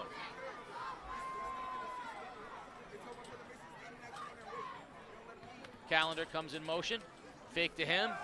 Out in the flat goes Williams, and Williams bounces off a tackle and shoved out of bounds up close to a first down. He bounced off of Naziah Paul's tackle, and that was a big gain that time for New London. That was. Naziah had an opportunity to make a big play there, but he wasn't having it. As you said, bounced off, and picked up another about 12 yards on that. So it's going to be third down and a yard, ball at the 45-yard line of NFA. Nice tough run by Williams that time, because Paul really had a good angle. He did. We saw earlier in the game, Cody made that tackle, same kind of tackle. Exactly. And this time, Williams was able to bounce. Third down, look for a keeper from Pratt's. Instead, he hands the ball to Williams. Cuts to the outside, and Marquez Again. comes up and makes a beautiful tackle. And there's a good example. The young running back, the sophomore, you need to just get the first down there. You can't bounce it one more time. You got to cut it back into Marquez for the first.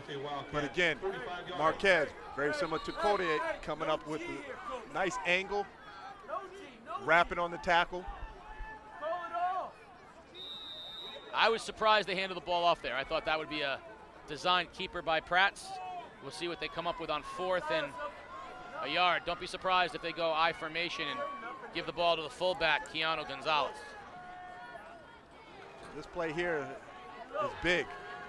They get it. They keep the momentum going towards a score possibly. They don't. NFA can put this game away. Well, Pratt's has it from the shotgun. 4th and a foot. Design keeper. Pratt's ducks his head and reaches, and I think he's going to have enough for the first down. We're going to see the spot, but I think he crosses the 45-yard line, and it should be enough for a first down. NFA saying no, though, so let's see where the official spot comes.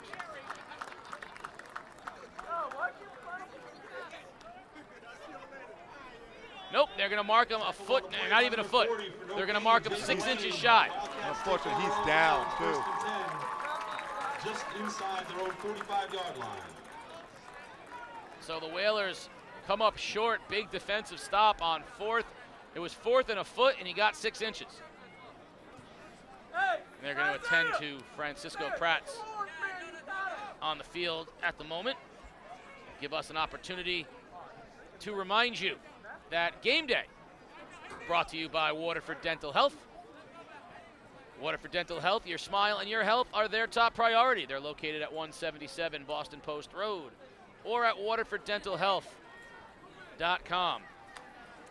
Now, if you enjoy game day, and quite honestly, who doesn't enjoy game day, right? So the live streaming and video storytelling, which is my favorite, the video storytelling, love those features.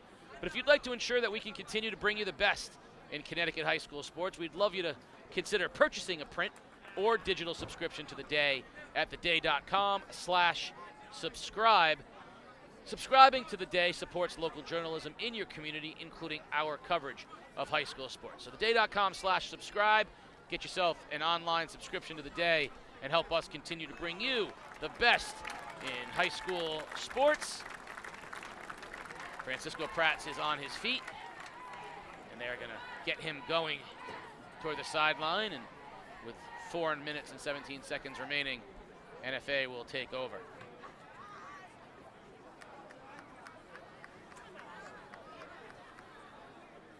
So we will see what New London can come up with defensively. Pratt is going to have to leave the field.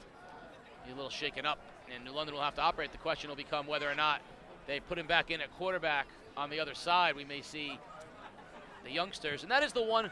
It's not fun because our rosters don't always reflect it, but I do always like the 4th quarter of blowouts when we get to see the future.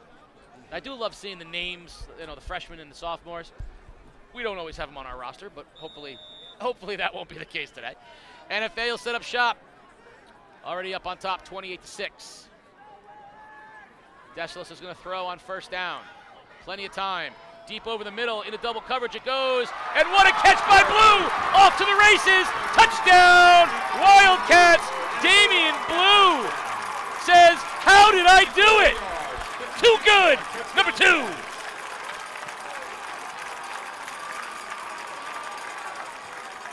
That was just a great individual effort by Blue to go up there between 2 defenders and make a play on that ball. And I think we can officially say the wheels are off.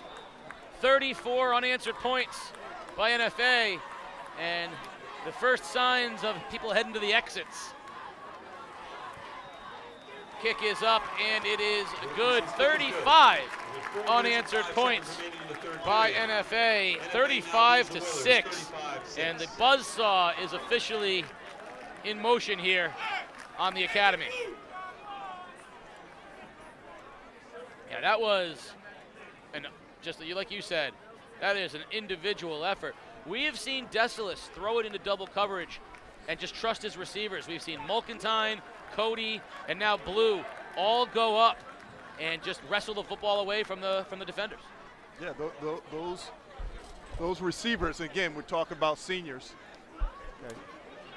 They're going up there making plays. Well, after Waterford dismantled Bacon Academy on game day, the sports doctor went up to the Waterford receivers at the time, Vincent and Sutman and Hightower and that group, and he said, "Are you the best receiving core in the ECC?" And they said, "Yes, we are."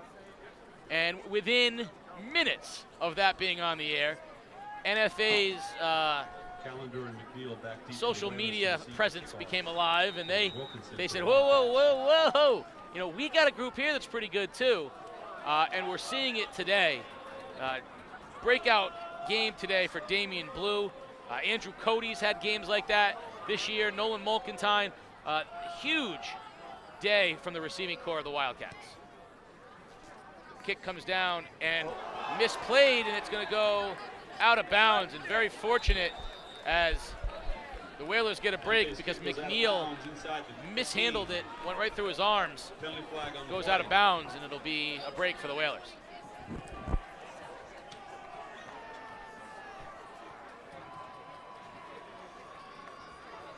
And what's really impressive about NFA's receiving core, they're doing it with their third string quarterback. That's true. So we're putting some numbers up still. Yeah, we saw Austin Richards, who was the original quarterback to start the year in the passing league, where he won the job over Jacob Hosko. And I mean, he's 6'4" and throws the ball and is athletic. And with him at quarterback, they looked like they might be. They thought they were going to compete with the Darians and the Sheltons. They looked like they were going to win these games.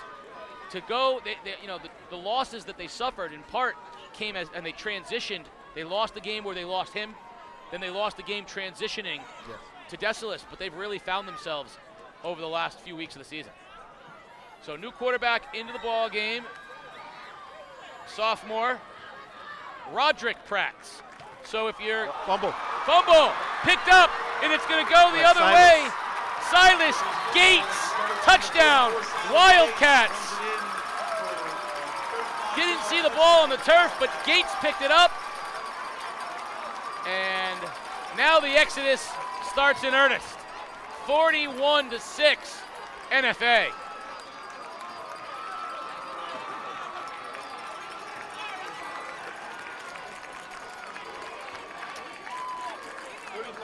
Defensive touchdown. 35-yard defensive touchdown by Silas Gates, the senior, and the floodgates have opened up. Wilkinson in for the extra point try for the Wildcats.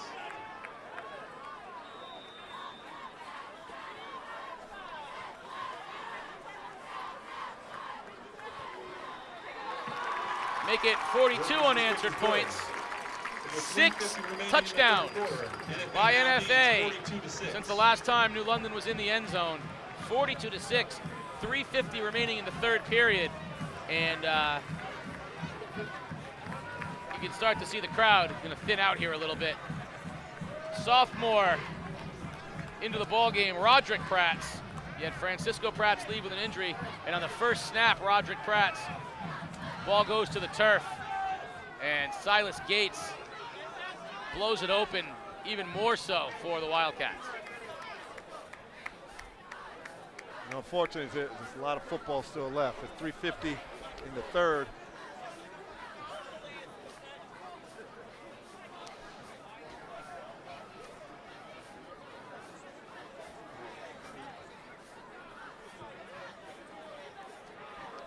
Calendar and Neal back deep. McNeil, Calendar and McNeil, nope. Along with Williams back deep. Call it Calendar and Williams. McNeil will be short. Set to kick off for the Wildcats, number 66, Isaac Wilkinson. Isaac Wilkinson will kick it off for NFA. He has been perfect, by the way. 6 for 6 on his extra point attempts today, which is saying a lot in high school football. 6 for 6. Yeah. That's 6 good snaps, 6 good holds, and 6 good kicks. So he's 18 for they're 18 for 18. And he's done this pretty well too. Drives it back. Williams picks it up at the 10. And Williams will head up to the 30-yard line. The ball back to the Whalers out to the 30-yard line. Tackle by number 24. First down. Cody. for the Whalers. And First and 10, New London from their own 30-yard line. are we going to see a fourth quarter of the JV? We're going to find out. Sometimes these two teams like to put it on the other, so we'll find out how this one plays out from here. Pratt's is back in. Yep, that's important. So Francisco Pratt's back into the game, still putting his wrist sleeve on with the plays. He's going to throw on first down, and he throws it deep, airing it out down the sideline for Lancaster, and if it's off his fingertips, 35-yard line, you can't throw a better football right there than Frankie Pratt's. That's a great ball he threw there. I felt like that was a frustration throw. Like that was one of those, I am just going to wing that thing as far as I can throw it and let Lancaster run under it. And the word on Derek Lancaster is all the talent in the world, and the coaches are confident, very confident, that he is going to put it together. They are looking for a big season for him next year as a senior because he's got all the talent in the world. And just one of those things where it's all going to start to click for them. They're very confident that that's going to happen. Pratt's going to throw on second down. Swings it to Williams. Williams ducks under a tackle, and he'll have a first down over the 42-yard line. That's a nice little individual effort there, Josiah Williams. First down for the Whalers. First and 10 nice little concept, wheeling the back out of the backfield. Chains will move, and clock now under 2 minutes remaining here in the third period. But Paul is out right now at corner. They've got Beans in there, number 19. That's who they win again. They're going to try him again. And, that's off of Calendar's hands, and that's an uncharacteristic drop, Jalen Calendar. But that's back-to-back balls that Pratt has put on the hands of his receivers, and they have dropped the football. They have. Second down and 10. And this is interesting right now because you know that they'll be most likely, as you mentioned, going to be playing Darien, and Darien's going to throw the ball. So their secondary is getting some work now. This is good for them. Pratt's with time, sideline route, hits Clayton Smith for a first down up at the 45-yard line of NFA. Well, their corners are getting work, but they've had 4 receivers wide open. I don't know if that's a good thing. No. Inside the 45 of the Wildcats and down at the 44-yard line. Not against a seasoned team that they'll see in the playoffs. Darien's going to throw it. They're going to throw it with a pro style. I mean, they're going to throw it like you see college teams throw it. First down. Pratt's to throw again. Pressured. Deep ball again. High in the air, and it comes down. And a brilliant catch. Brilliant catch. Donovan Jeffcoat. Down inside the 10. Inside the 10. Number 11 went up and got it for the Whalers. That's an individual effort right there. That's going up and catching at the highest point. Great effort by him to make that catch. You said he was on there with Veens, but he went up and just took it away. Great job. First and goal, New London. Handoff Williams. Just pushing his legs forward, and it's going to take us down to the end of the third period. While the third period was entirely NFA, they lead 42-6. Fourth quarter action on the other side. You're watching Game Day live on Day.com. The J strives to cover stories our readers care about. With a feature called Curious CT, we make it easier for you to tell us what you want to know about the people, places, and issues in southeastern Connecticut. You submit a question, readers vote, and we investigate and report. Go to theday.com/CuriousCT for more details. You ask, you vote, we investigate.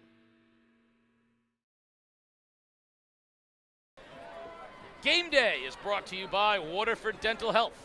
At Waterford Dental Health, our entire team is dedicated to providing you with the personalized, convenient, and affordable dental care you and your family deserve. Visit us at 177 Boston Post Road or at waterforddentalhealth.com. So, the Whalers knocking on the door, second and goal from the 6-yard line here in the fourth quarter, trailing 42-6 as NFA 21 points in the third quarter, and in all fashions. The unbelievable play by Blue, the touchdown by Gates on the fumble, A little bit of everything here today we've seen from the Wildcats. We've seen them block a punt. We've seen them take a fumble to the house. So defense, special teams, offense, everything working here for the Wildcats. 2nd and goal from the 6, and New London will operate from the I. Pratt fakes the handoff, rolls left, looks to throw, zings it into the end zone. Incomplete. He had Clayton Smith, but between the zip of the football and the hit of the defensive back, it came loose. Incomplete, 3rd and goal. That was a touchdown. Clayton Smith wants that one back. Got to hold on to the football. Well, the DB did a great job. I think that was number 10, came across and ripped it out. That's D'Angelo Aristilde. So 3rd and goal for New London from the 6. Now they'll send Callender wide to the right, leaving Gonzalez as the lone back. Takes the handoff. Out in the pattern it goes, complete. Good and a tackle beautiful by- open field tackle by Marquez. Ali Harkness on the reception. But that was a great open field tackle by Marquez. It's going to be no gain. 4th and goal. 4th down for the Whalers. 4th and goal from the 6-yard line. Marquez again coming up from his safety position to make an open field tackle. I still don't know how good the NFA defense will be against a team like Darien, but I am confident they will move the football. This is right here is a big emotional and confidence builder for them. They want to keep New London out of the end zone the rest of the way. 4th down, Prats. Nobody open, now rolls to his left, has some room, steps back, and he's going to be still on his feet, but knocked out of bounds, and the Wildcats will hold. Just relentless pressure from the Wildcats. Nasiah Paul NFA now takes over and the rest of the wrecking crew of the Wildcats, and the Whalers will be down on downs. That's a And the great Wildcats will take defensive over. stand. Yeah, it's huge. But as you mentioned, the defense didn't want to give up another score. And I know Coach Bakulis was definitely preaching that on the sidelines to him. Yeah, it doesn't matter. It's 42-6. You're treating that like it's the end of the game against your, you're playing that like it's Darien, 4th and 6, tie score. Like you're playing this with the future in mind. And Darien is, a step up in class from all the teams they've played, including the great teams they've played during the year. They're the #1 team in the state for a reason. Number 3 team in the state, depending on how you look at. They're the #1 team in the class. I think everyone has St. Joseph's and Hand as the #1 and 2 teams in the state, which is interesting because they're in L, and that's the game of the year if those 2 teams meet in the finals. Hand, which feels like it's won the last 35 state championships, and St. Joe's, which feels like it beats everybody by 60 points. So that's going to be a great final, but the double L leader, which is Darien, is actually ranked 3rd in the state. Yeah, definitely going into the playoffs, playing against a Darien, which has won, obviously, numerous state championships. So that's a big game for them. So for them to finish this game strong, they're going to use that to propel them into the playoffs. Desla's going to throw, sets up a screen, intercepted by the Whalers. Right on the goal line, and a touchdown. Intercepted for a touchdoff. With all we just said, we don't want to have that happen. Touchdown, Eric McNeil. And he was already in the end zone. He picked off they were setting up a screen. He picked it off pretty much in the end zone. He fell down, touchdown Whalers. What a weird play. No, but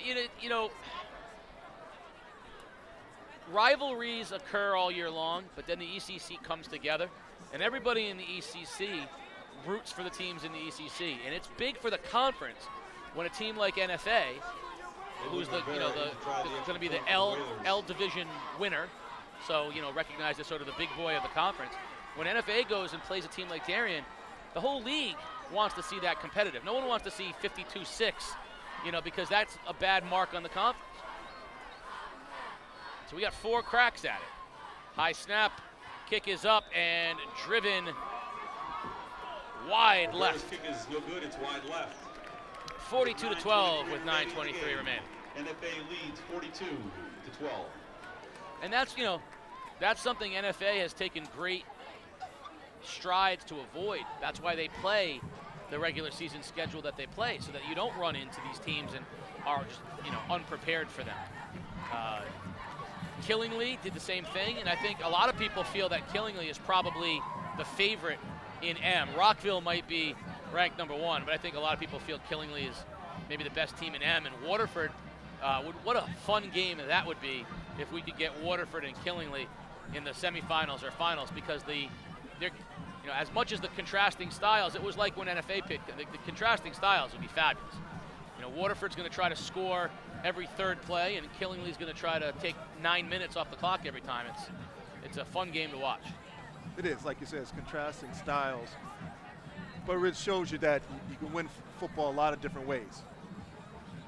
So if all those teams that you mentioned get in, obviously you want them to have success and play their best ball at the right time. That's what you want. And I think right now, watching this game, NFA is definitely going into the playoffs playing their best ball. And I hope the same is true for those other teams.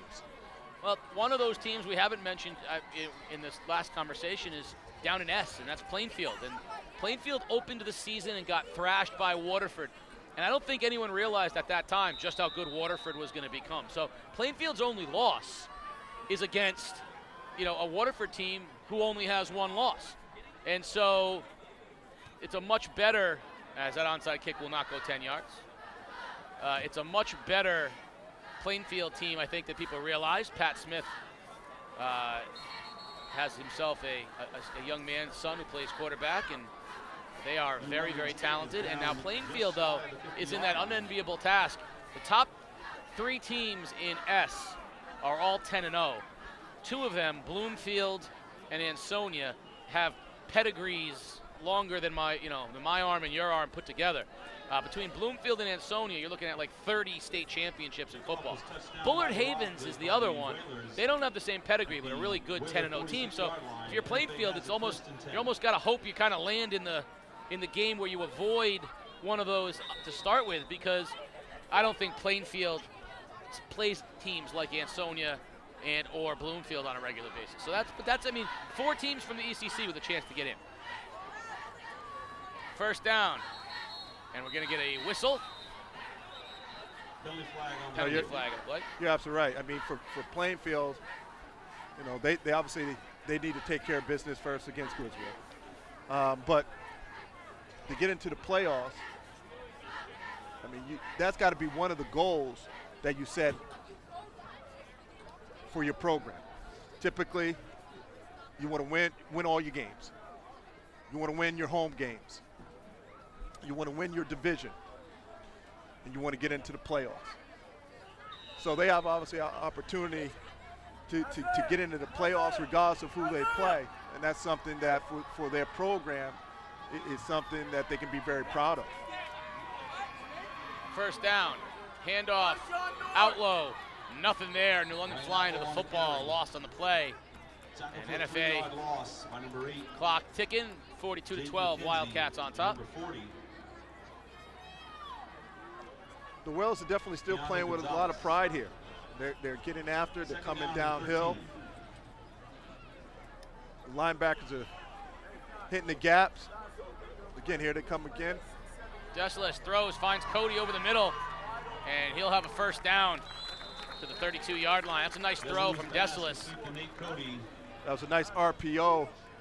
The linebacker stepped up, the blitz, left a window right over. And Desilis connected with Cody. First down, Wildcats. Ball at the Whaler 33-yard line.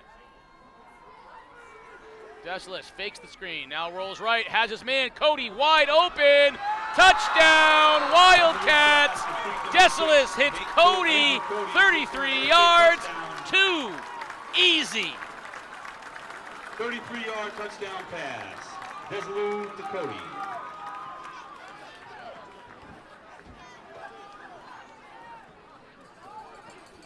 That's just another breakdown in coverage. The Whalers bid on the screen, and Cody running wide open. And that's about as easy a throw as Deschles had all day. Christensen in, trying for his 7th extra point of the day. And he's got it. And with 8:23 remaining, it's 49-12 NFA. NFA now leads the Whalers 49-12. You mentioned that Deschles did a nice job on the RPO. Well, the great Ned Griffin of the day, the lonesome polecat, he calls Killingly's RPO "run people over," and I don't think we talk enough about a lot of people talk about like Fitch and how they run the double wing, and you don't see it anymore. Well, actually, a lot of teams now are going back to the veer and the double wing and playing it as a response to everyone having gone to the spread and the pistol. Killingly still does something that almost no team does. The way they run the stretch requires an incredibly athletic quarterback. The split on their pro set, where they can go hard toss left or stretch right, they run like 6 plays all game long, and they're not trying to trick you. They run off tackle right, they run off tackle left, they run the stretch, they run the hard pitch, then they'll run the little counter reverse from the H-back, and then when you've committed everybody, they'll run the tight end down the middle of the field, usually wide open for a touchdown. So they're not complicated, but the athleticism that it requires from the quarterback to run that stretch play is pretty impressive, and Killingly does something that no one else does. And I think you're absolutely right. That was returns the ball. Like this comes down to knowing your personnel, repping your plays, penalty flag on the play, having a philosophy and sticking to it. And Killingly has done that for a number of years. They haven't changed. They may have added a couple of wrinkles, but they are who they are, and they've had success with it. And that's a testament, to their coach, Chad Neal. Yeah, he's a fabulous coach, and we talked about if NFA is relentless, Killingly is precise. They run they don't fumble snaps, they don't get holding penalties. It's just there's no false starts. It's precision football. It's beautiful to watch. I love watching, and that's why the Killingly NFA game was so compelling, because NFA was just so relentless, and it was just a question of would they have time. As Pratt is going to keep this one himself, he's got a lot of room in front of him, and he fumbles the football, and the Wildcats recover. They're saying he was down. Yeah, they're going to say he was down. I don't think so. Derek Shaw had the fumble recovery, and there was the Pratt's marble rye. First and 10, New London from Clearly, he was holding it like a loaf of bread. Sports Doctor, I hope you're listening as you deliver your 706th package of the day. Frankie Pratt's lucky the officials gave him a break there. Clock running. It'll be a first down for New London. Now he's going to throw. Pressured, and he's not going to get out of it this time. Sacked in the backfield by number 76, Nate Sweeney. Nate Sweeney, big number 76 with the sack for NFA. All right, this is all downhill right now if you're NFA. Down in 16.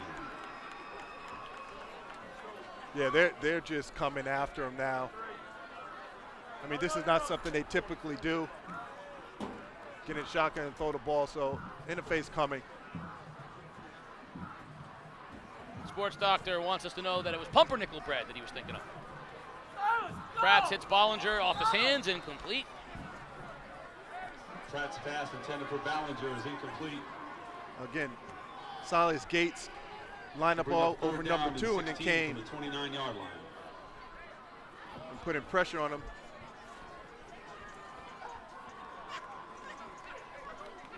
Third and 16 for New London as we got a running clock mercifully here at NFA. Third and 16 for New London as they trail 49-12.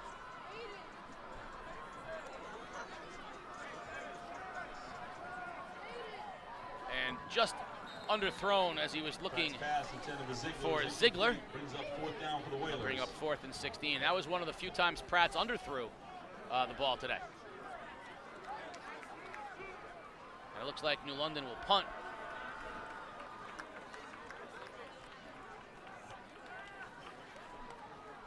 As you mentioned, the clock is running. Getting to punt for the Whalers, back deep. Number 3, Donistorg will come in to punt for New London.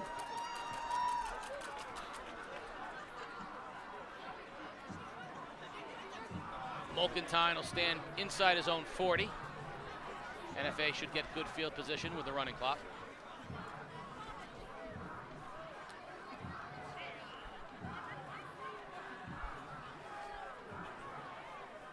Snap is low, and a low line drive pick. Mulkentine's going to pick it up, though, break a tackle, and get it over midfield into New London's territory. NFA has come after every punt, and New London was lucky to get that one off, and Mulkentine was banged up on the play. He'll come off the field as he took a shot in the back. Yeah, hopefully he's okay, because they're definitely going to need him going into their playoff game against possibly Darien. But he seems to be okay. Walking off the field, just took a little shot, and it'll be 1st down for NFA. And we're going to get an official's timeout, as we have a cramping Whaler on the field that they're going to attend to.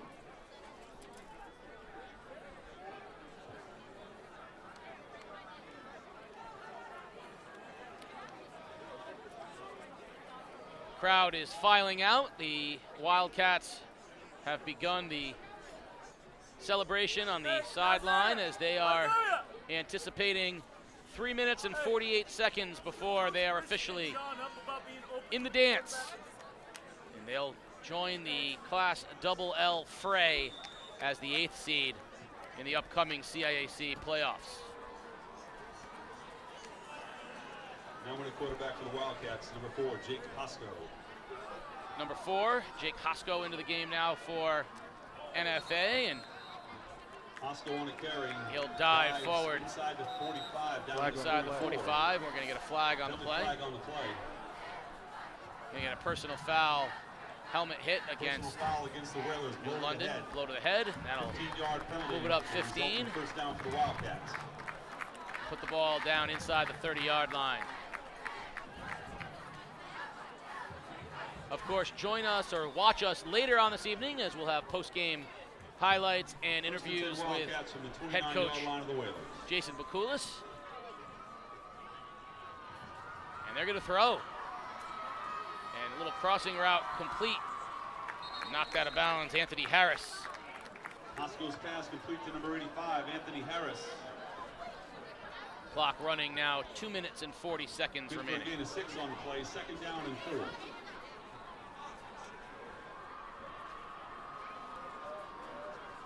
Second down, and Hosko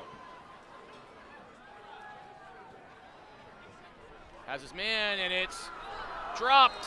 Hosko's pass. Oh, he had number 81, Jacob Morales Aliceus, but it's incomplete. Hit him right in the numbers. He did. He did. You know, and some people might say, you know, why are they not running the ball? Well, this is their scheme. Obviously, Hosko is a senior. But they're trying to give him an opportunity to get a touchdown. He hands the ball up the middle to Ahmed. And Ahmed, nice gain, will have a 1st down. Ishmael Ahmed on the carry. Ishmael Ahmed. There's a chance for a senior to carry the football. Makes the NFA people happy. Clock running with 1:35. 17-yard line, good for a Wildcat 1st down.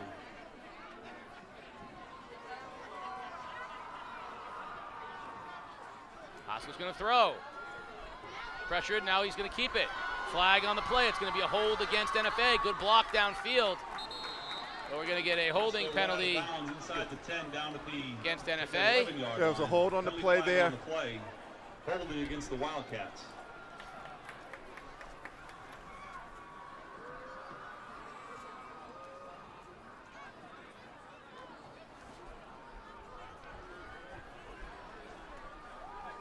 So under a minute, clock running. And NFA will have time for a play or two before this one runs its course. 43 seconds remaining. First down. NFA gonna throw. Bollinger, oh, what a hit! Oh, Bollinger with a big hit, and the pass goes incomplete. That was a collision of epic proportion. We're gonna get a timeout NFA, I think with 19 seconds remaining. Coach Bakulis is gonna pull everyone together and talk about how to finish this thing. And I think that means from a sportsmanship perspective as well. 19 seconds left, let's finish this thing out and be gentlemen, knowing Coach Bakulis, that's the message right now. And I think this is a good call. You know, why not waste a timeout? Ensure that the game ends on a proper note. Obviously, it was a big hit on the quarterback there, as you mentioned. Now, I would love to see him to come out and just kneel on this.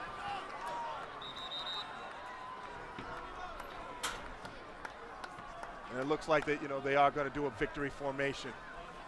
Yep, 19 and a half seconds remaining. And the NFA is on its way, as it were, to the postseason. What a miraculous season they've had. Third string quarterback, Jaden Desilis, takes a knee. And as the clock ticks down, your final score here at NFA. Wildcats 49, Whalers 12. It didn't start that way, but it certainly finished that way.